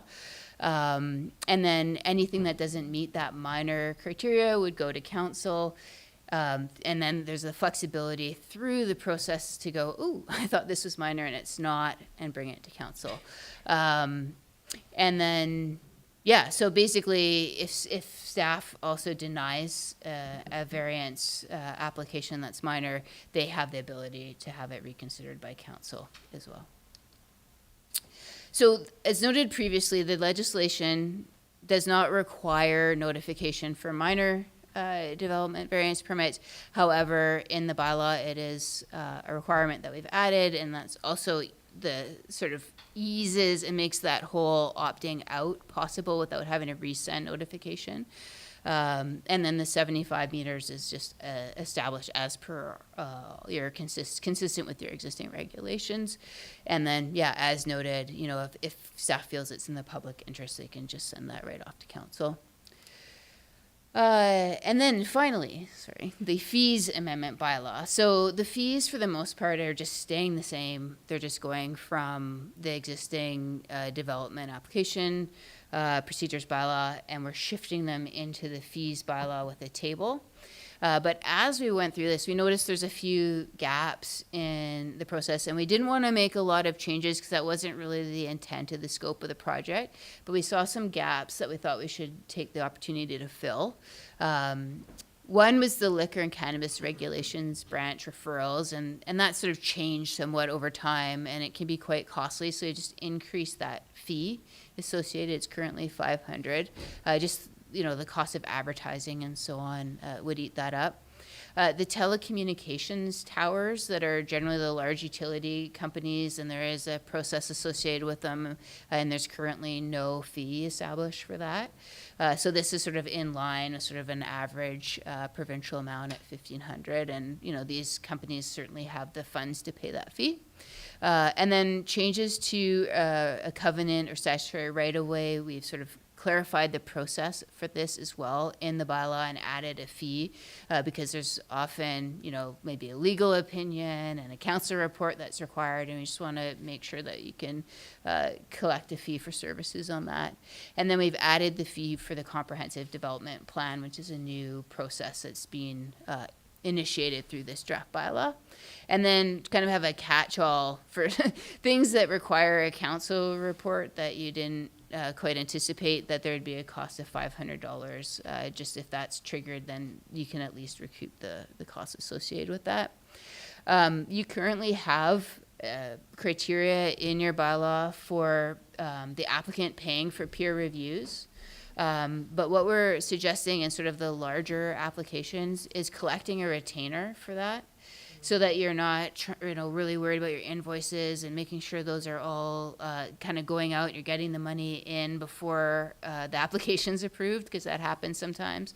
Is that you'd collect a retainer up front, you'd just draw down on that retainer, and then as it gets close to being extinguished, you could ask for an increase.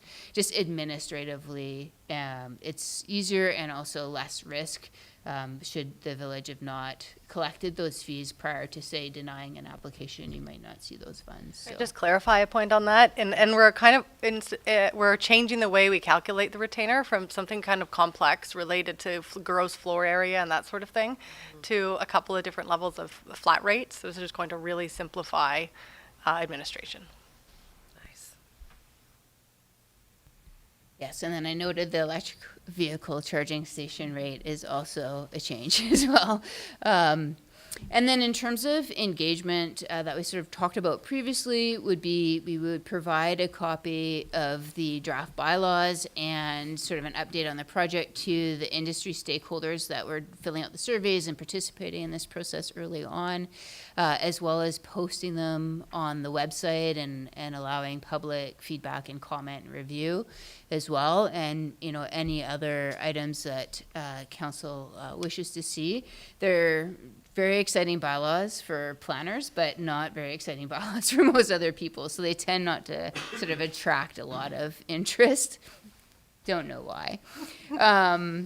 And then in terms of next steps, so this is an administrative bylaw, so it could have first, second, third reading in one evening and then 24 hours, and you could adopt. But staff has suggested that we do sort of first and second, kind of showing it's like a bylaw in progress and out for review. do the engagement. You could always do second as amended and then third if there's some changes that are identified, and then we would have to bring it back at a subsequent meeting for adoption, just because of the way administrative bylaws work.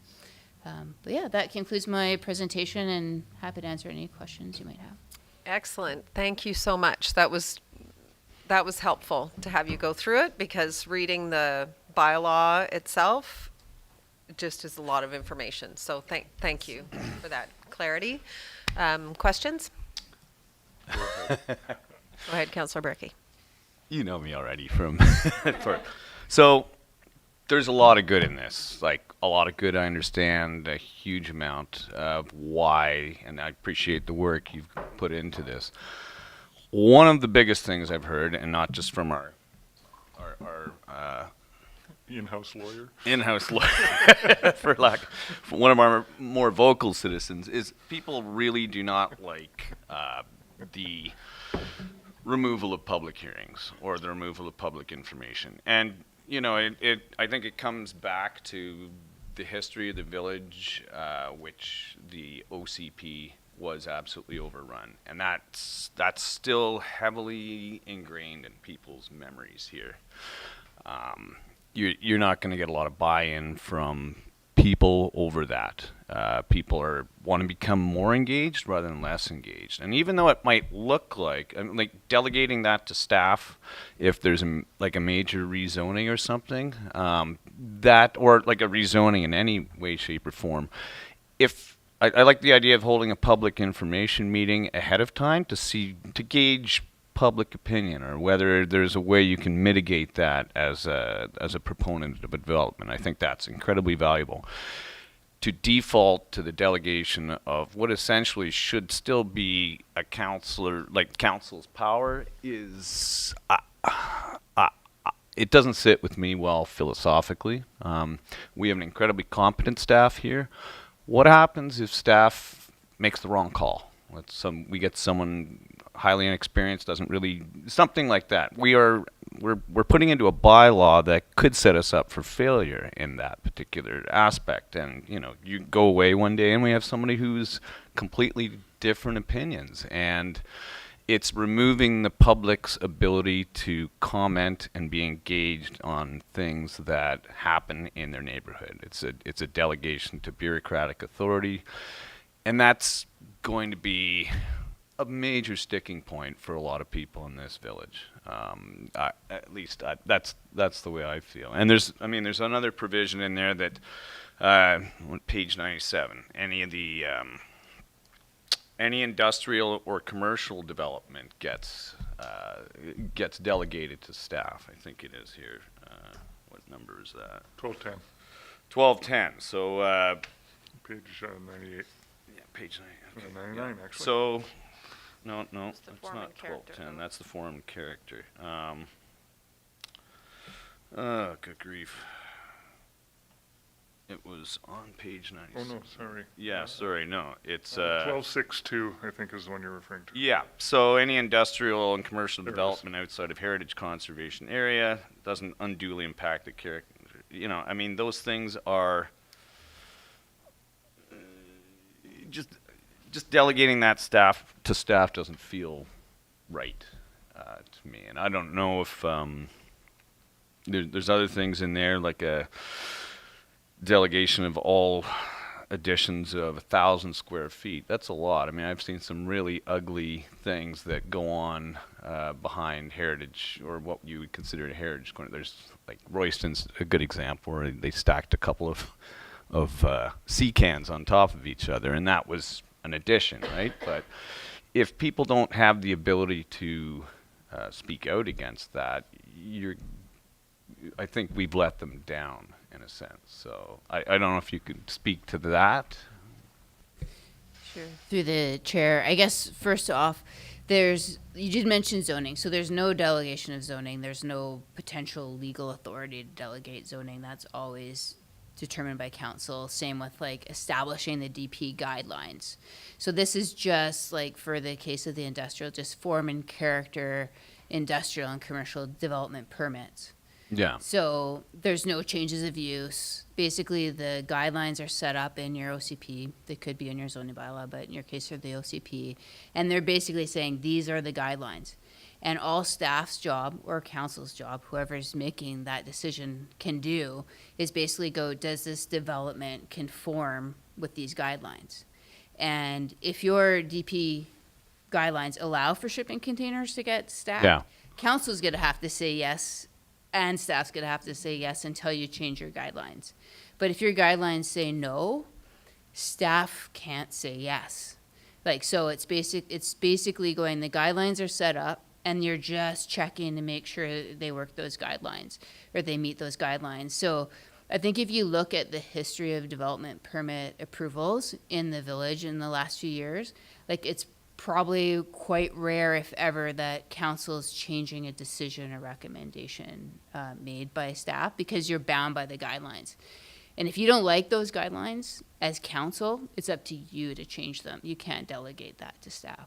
And that's where you really involve the community. So if the community's like, yeah, we love like converted shipping containers, then, you know, that might be in your guidelines as something that you'd be supporting for pop-up, whatever. You know, some municipalities do that. Yeah. If you don't, you make it clear in the guidelines, and then you're bound to those, and the applicant is also bound to those.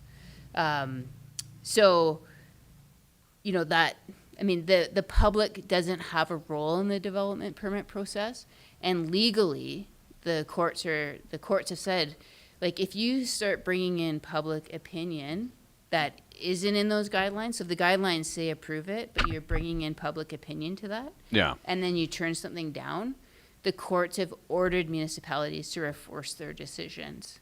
And basically your role would then be to change the guidelines. So the legal advice, you know, from like Young Anderson and other municipal lawyers is not to, you know, invite the public into a process that they can't impact. So that's sort of, but that's just development permits. Yeah. So zoning, temporary use permits, you know, they're all, you know, they're non-delegated. You don't have that authority to delegate. Okay. I think my main sticking point was the removal of having a default requirement to have public hearings. I think if you had a public information meeting, and out of that came a fair bit of contention, I think at that point that should trigger something. And I just defaulting to staff to make that call would be it doesn't. Okay. Just wanted to make that sure. Yeah, no, good point. And like the province, I mean, they wanted to expedite things, right? That's what they're trying to do. And there's some applications, like I'm sure you've all sat in this room and had a public hearing and nobody's turned up, right? So it's really like, can you try to expedite those through? And everybody knows, like, there's a big study going on just at the Center of Dialogue at SFU, just around like public discourse and how to have it. And public hearings are basically not really the best way. They're yelling sessions generally. They're not great. So how can we do it earlier in the process? The public's still invited in. It's just through like public information meeting, which is the village's requirement, not the province's. But the province's is still requiring you to send notice to the public before first reading. So you're gonna have that public information meeting, you're gonna have a sign up, you're gonna have notice, then you're gonna have first reading. And at that point, if the community is up in arms and screaming your concern, I mean, one, you could be giving the advice to the applicant to maybe change their proposal. But if it's just like, go ahead, you can opt in to a public hearing.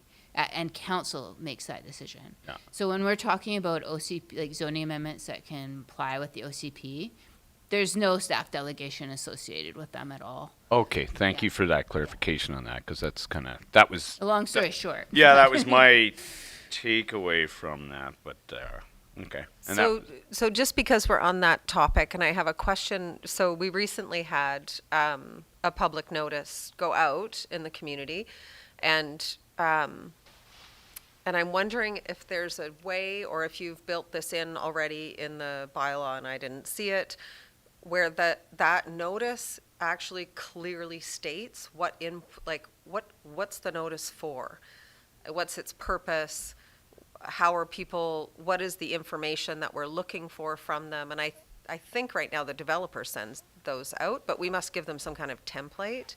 I just think it causes a lot of confusion in the community, and they're not sure what they're supposed to comment on, and what. Yeah. Yeah, I'm hoping that we'll have some funds left in this grant to look at those templates, and we do Nice. actually send them out. Okay. So they do come from the village. So I think there's some ways that they could be improved. And if we can't find that through this grant, then it'll be a top priority as a follow-up. Yeah. Mm-hmm. Yeah. Yeah. It is confusing for people. So, and Go just ahead. to follow up on that, so again, it comes back to inviting the public to comment on things that they can actually influence, right? If we're sending out these notices, but they, no matter what they write in, it has no influence on it, then why are we sending out the notice? We're just inviting trouble. Yeah, and I think the one you're referring to is a development variance permit and a development permit combined. So after, with this bylaw is adopted as proposed, the notice would still go out for the variance because that is a discretionary approval of council, but it wouldn't describe the development permit part because, as Nancy just described, council doesn't really have discretion. It's about following the guidelines, making sure the guidelines are followed. Right. So that would have, even that would have helped. Yeah. Other questions? Comments? Go ahead. I've got a few. Thanks for all the work, yes. And one of my questions was what the back of house streamlining was, so I was really pleased to see that that little bit is coming online as well. What's the definition of minor? In the report it said that there had to be included a definition of minor, and then I read through the whole bylaw and I couldn't find a definition of minor. Through the chair, there is, in the delegation section, there is a section. Section 12? Yeah, so 12, yeah, 12 in general. So the 12.8.1 and those subsections are basically, hey, it's minor if it's basically the degree of scope of the change is minor. The proximity of the building to other buildings or structures. So obviously if it's out in a rural area or undeveloped area, it might be a little different than if you're in a really tight neighborhood. The character of the vicinity of the development. And then when the staff person or the delegate is considering it, they essentially would be looking at that, the guidelines. So is it just generally like consistent with the zone? Is there a valid reason for the variance? So, like tonight, council looked at a fairly, what I'd probably say would be a minor variance. Like, is there a valid reason? Is there something that's making those buildings needing to be closer together? Is there a physical constraint or something? And then basically, is there sort of a general community or environmental benefit as an associate to, so I mean, something to move affordable housing forward, might be something where it's like if you're speeding up the process and that council might have already been talking about this, it could just kind of happen more quickly. And then the other thing that often comes up is number of parking stalls, and sometimes it might be a change of use of a business license, but the building hasn't changed, but just that use triggers more parking stalls, and it's kind of an administrative nightmare in all honesty. So those types of decisions could be made by staff, and then also if strict compliance with the zoning regulation would be unreasonable. So I think that's your scope is just getting narrower and narrower and narrower. But that one was also on my hit list. What does that look like?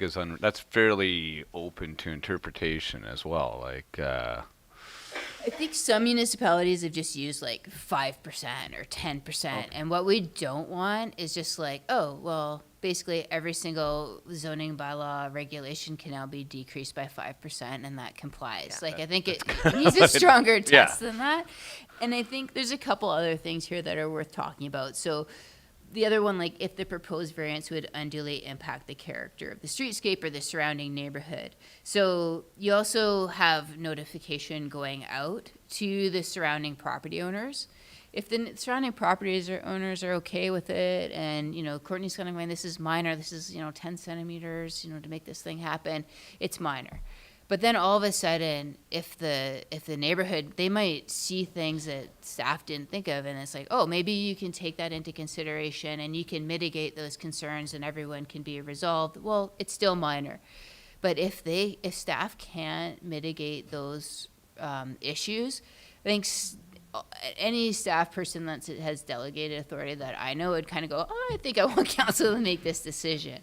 And the opt-out clause allows that to happen without having to deny the permit. So I think the other thing too is, I know you brought up, what happens if things change and you don't have the same confidence in staff that you do. I mean, these are conversations that the mayor would be having with the CAO regarding like public interest and, the sort of level of scope here. So that's a mechanism for staff to kick it back to council. Is there any mechanism for council to recall something and say, actually, we don't want this one delegated, we would like to look at it? Through the chair, what most municipalities are doing, I think the short answer is on an application-specific case, no. But what councils typically do is in your reporting that you get from staff every 6 months or annually, is that you could look at the delegated decisions, right? And kind of go, okay, these are, here's a summary of all the applications that we looked at. These are the decisions that were delegated, and have like a bit of a summary. If you guys have concerns with it, that's when you can go like, one, maybe we need to talk about these guidelines a little bit more and what's important to us. Or you could ask direct staff to amend the bylaw accordingly. Just on that note, because I like that idea, is that you get to review it, or you just take a look, like a Cole's Notes overview of it. Because most of these things, I mean, like the one tonight was a perfect example. 10 centimeters, who really cares that much in the broad scheme of things?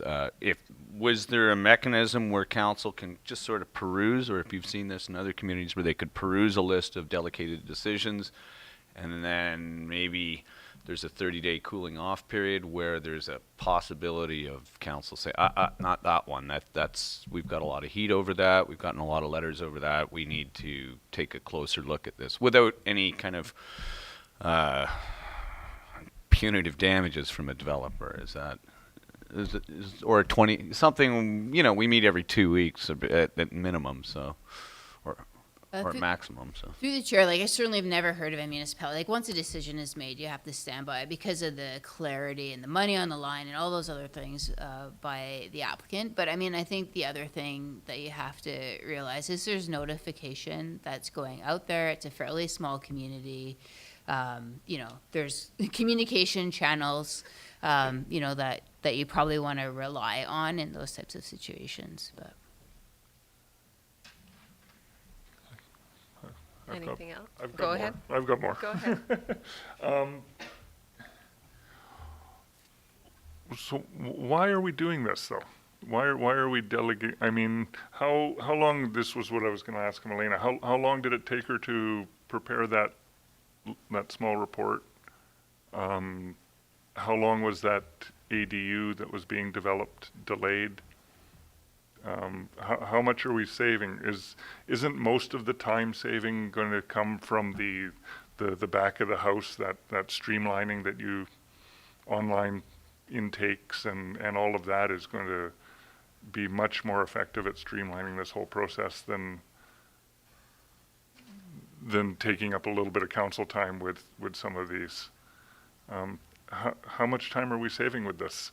And I'm just trying to weigh off the benefits to the risks of, us ending up with 2 containers stacked at the back of a heritage building. We don't allow containers. No, I know. I'm using the facetious example here, but yes. Through the chair, this is a fairly small village with fairly limited number of variance applications, and at the same time, you have a very limited staff. We're talking about all these things like, oh, well, we'd love to change our notification, sheet, which doesn't take that long either, right? So it would save more, just free up some time.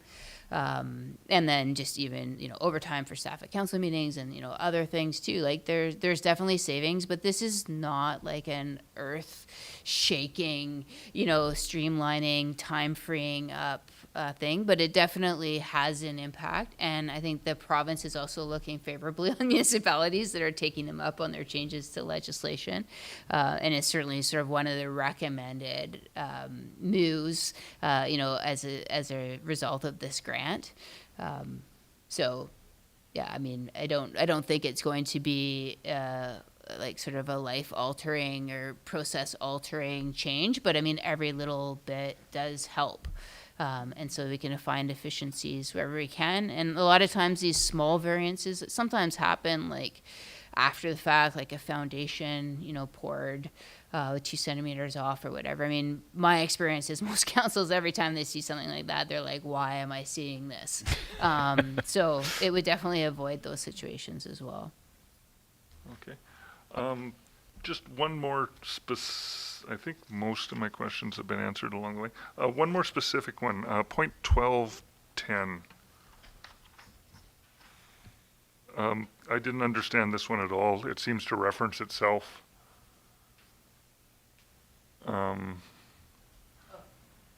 Is that just a typo that it's referencing itself, or and what is I didn't understand this one at all. What is this for? Through the chair, yeah, that's a good catch. I think we moved some stuff around at one point, and I think it's just for the section should be referencing the DP section and the heritage alteration permit section, and then basically saying that staff can make change or can authorize changes that are minor in nature, and only minor variances are required. So that's just a typo. Okay. Yeah. So again, this is for Good eye. for minor changes to something that's already permitted uses. Exactly, or permitted. Yeah. It's already a permit that's being issued, and then somebody comes in and says, I want to change. And then it's basically saying, as long as the change is just small, and if there's any variances, they would be classified as minor. Okay, so they want to change from brown to hot pink or something. All right.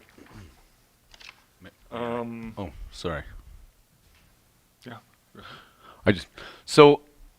Not to beat a dead horse, because what I wanted to commend you also, because I think I was a little rough on you when I was on the advisory planning committee, but I really like most of what I see here. I think the philosophy that we're trying to capture is that if we do get a lot of feedback on something from the community, at any point we can discuss it as a council and say, okay, we're going to remove delegation and we're going to bring this out as a council decision. So that's not lost in any of this whatsoever.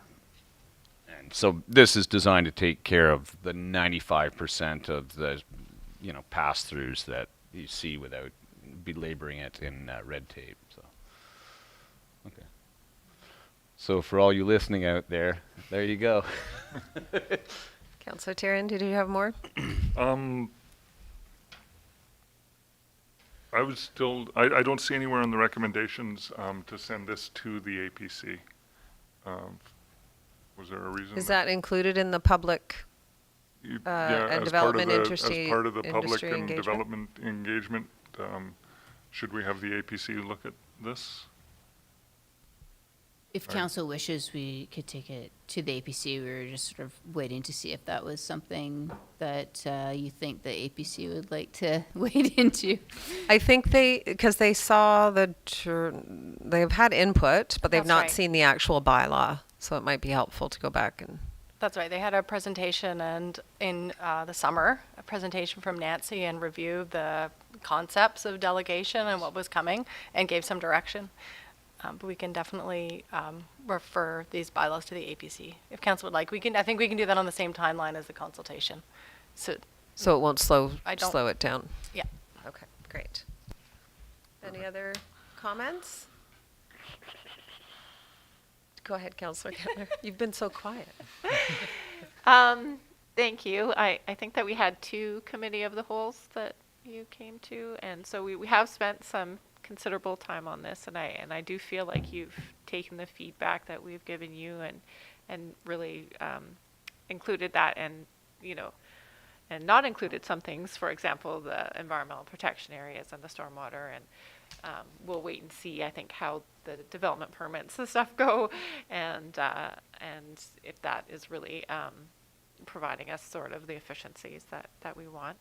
And I also feel like there is those checkpoints where, if there is public feedback coming in, that we have the opt-out or have the option to pass it back to council for a decision. So yeah, I really appreciate all the work you've put in and listening to our feedback. Thank you. Anything else? Okay. I wanted to say thank you too. This has been a long and thorough process. As Councillor Kettler said, we've seen you a lot, and we've had a lot of opportunity to assuage our fears, and so I appreciate the way you guys have incorporated our feedback and the APC feedback into the bylaw. I really saw that. And, they're in a small village with a small staff and a council that really wants to move things along and do some innovative work. We need to find ways to save staff time. And so if I think all these cumulative small things can really add up to some additional staff resources to be put in much more creative and productive ways. So thank you. Do we have a motion? Yep. So in terms of, do you want us to include in the motion to refer to APC, or have you just worked that into your, yes? Yes, please. Okay. So there's a motion, a recommendation there. If someone can do that. Trying to find it, sorry. I'll move that council give first and second reading to the Development Application Procedures Bylaw number 1187, 2023, and that council give first and second reading to Fees Amendment Bylaw number 1188, 2023, and that we also refer the bylaw to the APC as part of the public development industry engagement. Second. All in favor? Yeah. Thank you very much. Thank you. Thank you. Okay, Affordable Housing Reserve Fund bylaw.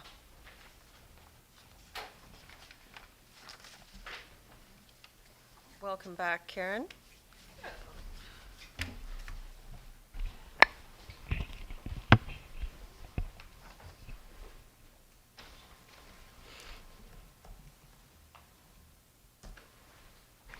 Okay, good evening, Mayor and Council. Yeah, so this is a report to discuss a housing reserve fund for the Affordable Housing Reserve Fund for the village, based on a resolution by Council last April that wanted us to bring forward such a bylaw to establish a housing reserve fund. This report actually does two things. So first of all, brings forward the proposed bylaw amendment to the fund's establishment bylaw for first, second, and third reading. And then it also introduces changes to the reserve and surplus funds policy. And this is all of the Financial Services Department terminology, so if I stumble over them, that's that's why. So the reason we're not, and we're recommending referral of the reserve fund policy to the Homes Affordable Housing Committee for comment. The reason the recommendation is not to refer the bylaw, I mean you may, but is that there was also already a resolution, and the purpose is stated fairly broadly in that bylaw for affordable housing projects. So then the policy defines the specific purpose and of the fund eligibility, how the fund revenues are to be raised. So yeah, doing the research for this, if a fund is established, you need to know what the purpose is, how you're going to use the money, how you're going to raise funds for the fund. In the research for it, aside from looking at our policy, but the policy background that you have in the report on the official community plan, our affordable housing implementation framework 2016. Our policy supports establishment of such a fund, so I won't go into all that. What I found interesting is trying to find out what we can do with our fund and how we raise funds for it. And so I also looked at what we already have in the region, the Regional Homelessness Support Service, which I think you discussed a little bit earlier as well. And just looking at what's raised through that service with a fairly limited contribution, but nonetheless a contribution that affects Cumberland taxpayers. It's not a lot. So in 2021, that contribution raised 16,345, and in 2022, 24,242. So that gave me an idea, and all of us an idea of what we could even potentially raise if it was through taxation, even a small amount of taxation, or other contributions. And we felt, well, then if you're looking at the purposes of the fund and what it could be used for, where can this amount of money make a difference in a multi-million-dollar project? Both land acquisition, of course, you don't get any property probably that could provide a sufficient land for an affordable housing project for less than $1 million, and then construction costs are well into the millions. So what difference does $20,000 make? So I drew back a little bit on my experience when I worked as a development consultant for affordable housing projects, and also knowing the local societies, some of them quite well, and the struggles they're having. Often projects, the difficulty is getting a project off the ground and raising the funding initially when you don't have a big backer yet, BC Housing or CMHC, to get do your due diligence at the beginning, look at the property that you maybe already have acquired or don't have a lease agreement with from a municipality or another society or entity, and pay for the pre-development costs. And while BC Housing and CMHC both fund pre-development costs, there's a limit of how many times they will fund you. Then you run a little bit over, and then that maybe 15 to 20,000 could be quite useful to get a concept design from the architect, get your proposal ready to apply for the big funds. So that's the recommendation or the amendment to the reserve fund policy reflects that as kind of a primary potential use for the funds. I do list what some of the uses could be, use of the funds on page 138. As I said, land acquisition, actual construction is really, it'd be a drop in the bucket. But the other one that potentially the funds could be used towards, and apparently the City of Courtenay does that with their housing reserve fund, is to offset some the costs that the nonprofit societies still have to come up with as any developer, for the fees and charges, so development permit application fees, rezoning fees, or also service connection fees, and potentially their development cost charges. We talked about that before in a previous report, how when we looked at potentially giving local nonprofits a break on property taxes for a certain number of years, we looked at development cost charges, and staff didn't recommend for reducing them because you have to come up with the funds in some way then. So this is kind of a way of helping the societies to pay for those. And again, they would far exceed, a development cost charge usually far exceeds also the amount that the fund could contribute, but it helps offset some of that cost. So that's really the proposed focus of the purpose of the fund. Eligibility would be, again, the focus would be nonprofit housing societies. We thought we'd rather not muddy the waters at this point by potentially having private developers have access to applying if they develop affordable housing. Again, there's other mechanisms that the village has to incentivize that through density bonusing, for example. In terms of eligibility, so any society that is developing within Cumberland is a suggestion. So we left that fairly broad and open. And the actual application process would be modeled after the process that you currently use for your successful community grant program. Again, also looking at jumping around a little bit, but the sources, as we talked about, you would need, one way that local governments can get affordable housing units is through asking for providing a density bonus and getting that at time of development. So our developments, as we are not usually that big so far, we don't have enough. Developers are often not coming in with enough units to be able to give additional density, and they can offer 1 or 2 units. So some of the smaller developments may, though, be able to provide some funds that could go into the Affordable Housing Reserve Fund rather than an entire unit. So if you have a smaller number of units being developed, it's often not feasible to ask for a contribution of an entire unit.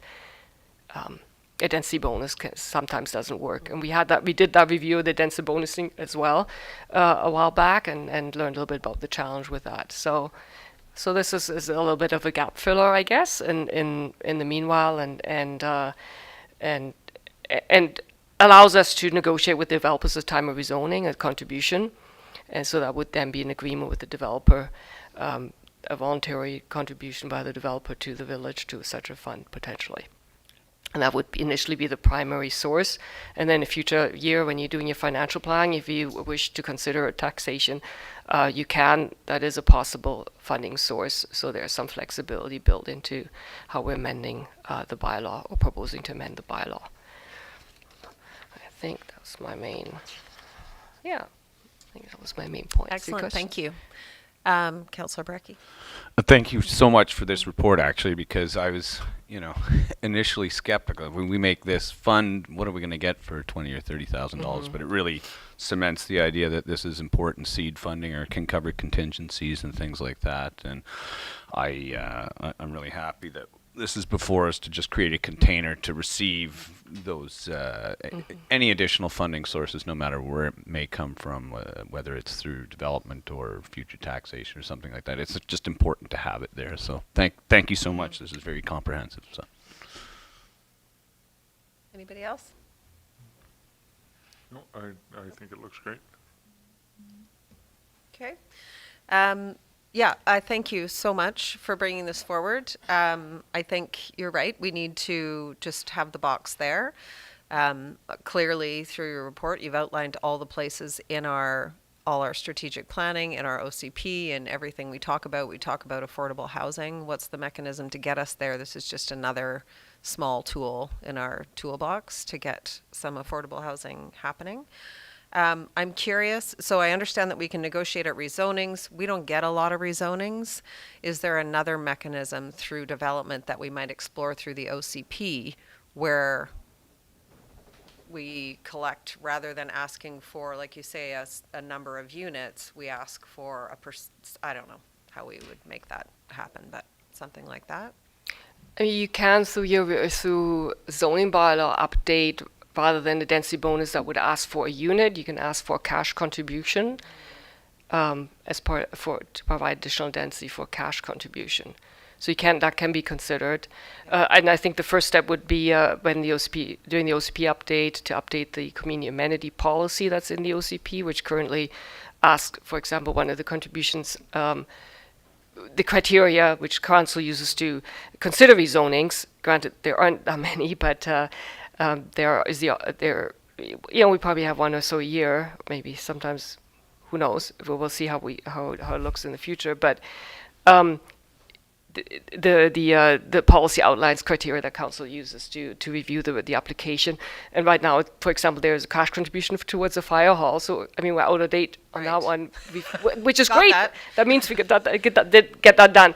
But yeah, that community amenity contribution could then identify specifically contribution to affordable housing, cash contribution to affordable housing, and then the zoning bylaw update, you could potentially put that into one of the zones. The density bonus could be, rather than a unit, could be a cash contribution. Okay. Thank you so much. There's a recommendation there if anyone is willing to move it.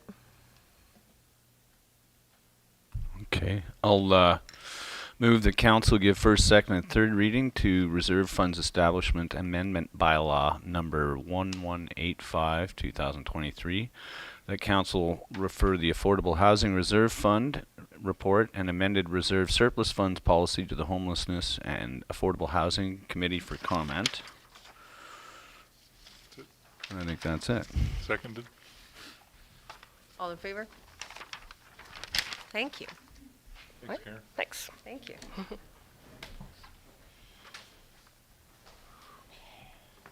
Where are we? Back to Annie? Back to Water, sewer, storm. water, sewer, storm. Annie. Busy night here. Yeah. Hello again. So the purpose of this report is to introduce the water, sewer, and stormwater frontage tax amendment bylaws for consideration of 3 readings. The community charter requires that all frontage tax bylaw be adopted prior to the mailing of the tax levy notices in May.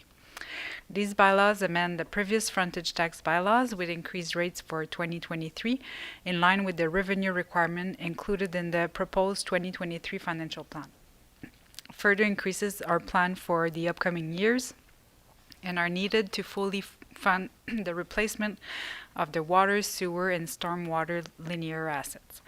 The legislation requires a municipality to make available to the public on request a report respecting all rates were determined. It also requires that letters be mailed to owners of parcels affected by newly established parcel tax bylaw, and a parcel tax review panel must be scheduled and advertised to hear complaints, review, and correct parcel tax rolls as needed. Since the village has received no complaints, the parcel tax review panel meeting scheduled earlier today has been cancelled.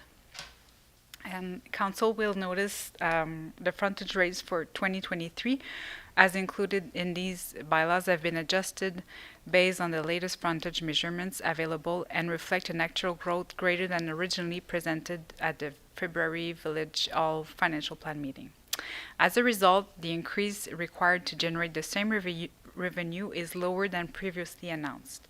And as presented on page 162 of the agenda, we estimate that the increase for a median parcel will be just under $19 from 2022. So an increase of about just under $20 for the year, versus the $24 previously announced. So staff is now recommending that council give 3 readings of the bylaws tonight, in which case the bylaws will come back to council for adoption on April 11th. Any questions? Thank you very much, and thank you for the reduction. Or the overestimation in the beginning. Thank you in to order Michelle. To get the reduction. However that happened, it's good news. Go ahead, Councillor Terry. I've just got one very quick question. It's showing our municipal property taxes at 6.35%. That was at 6.14. It's not a huge jump, but I'm just curious as to why that happened. So yeah, I kind of skimmed over that a little bit in the village hall, but what it is this is for the single family household, and so you guys increased your tax revenue for 6.14, and how that represented with the single family or the multifamily. Is the multifamily kind of had a better Lower a little bit. yeah. Okay. So the single family took more of the increase than the multifamily, so it's a little bit higher. Okay, thank you. Yep, just Anything else? No other questions? trying to figure out. All right, somebody ready to move the recommendation? Sure, I will find it here. I'll move that council give first, second, and third reading to the Water Service Frontage Tax Amendment Bylaw number 1189, 2023. That council give first, second, and third reading to the Sewer Service Frontage Tax Amendment Bylaw 1190, 2023. And that council give first, second, and third reading to the Stormwater Service Frontage Tax Amendment Bylaw number 1191, 2023. Do we have a seconder for that? Second. Thank you. All in favor? Excellent. And 2023-2027 financial plan bylaw. And through the mayor, it's really just on the agenda for adoption. There's no actual staff report with it. Because we've seen it a few times. We have seen this a few times. Yeah. Is somebody I- ready to move that? I would be happy to recommend that council adopt the 2023 to 2027 financial plan bylaw number 1186, 2023. Thank you. Seconder? Second. Thank you. All in favor? Excellent. That's done. Notices, motions, and announcements. Just regular council. Oh, regular council's on a Tuesday, April 11th. Because it's Easter? Easter. And Late Easter. Rachel, do we need to add an APC meeting to this now that we've, We wouldn't have the date, now though. that we've punted one to them? Yeah, I don't recall I think they're held on Thursdays, the third Thursday.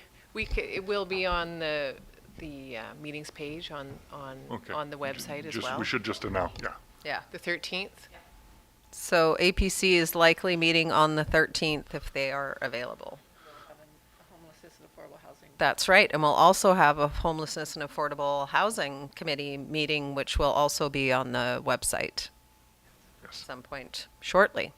Good. Okay. All open to the public. All open to the public. Thank you. Any questions?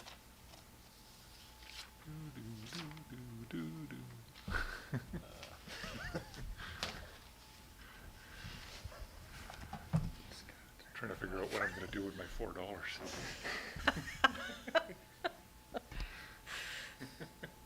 There's one question. Okay. Through email. I have a list of items that I question. Is there a reason that the definitions are not in alphabetical order? On what? I I would guess on the assume it's modernization. This is the development. Procedures bylaw? Probably. No idea. Could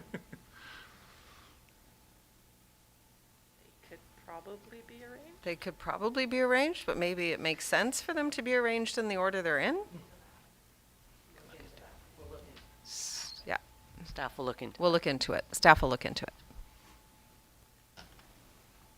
That's it? Oh, That's it. okay. No? Nothing? Anything? Ricardo in the back? Ricardo in the back?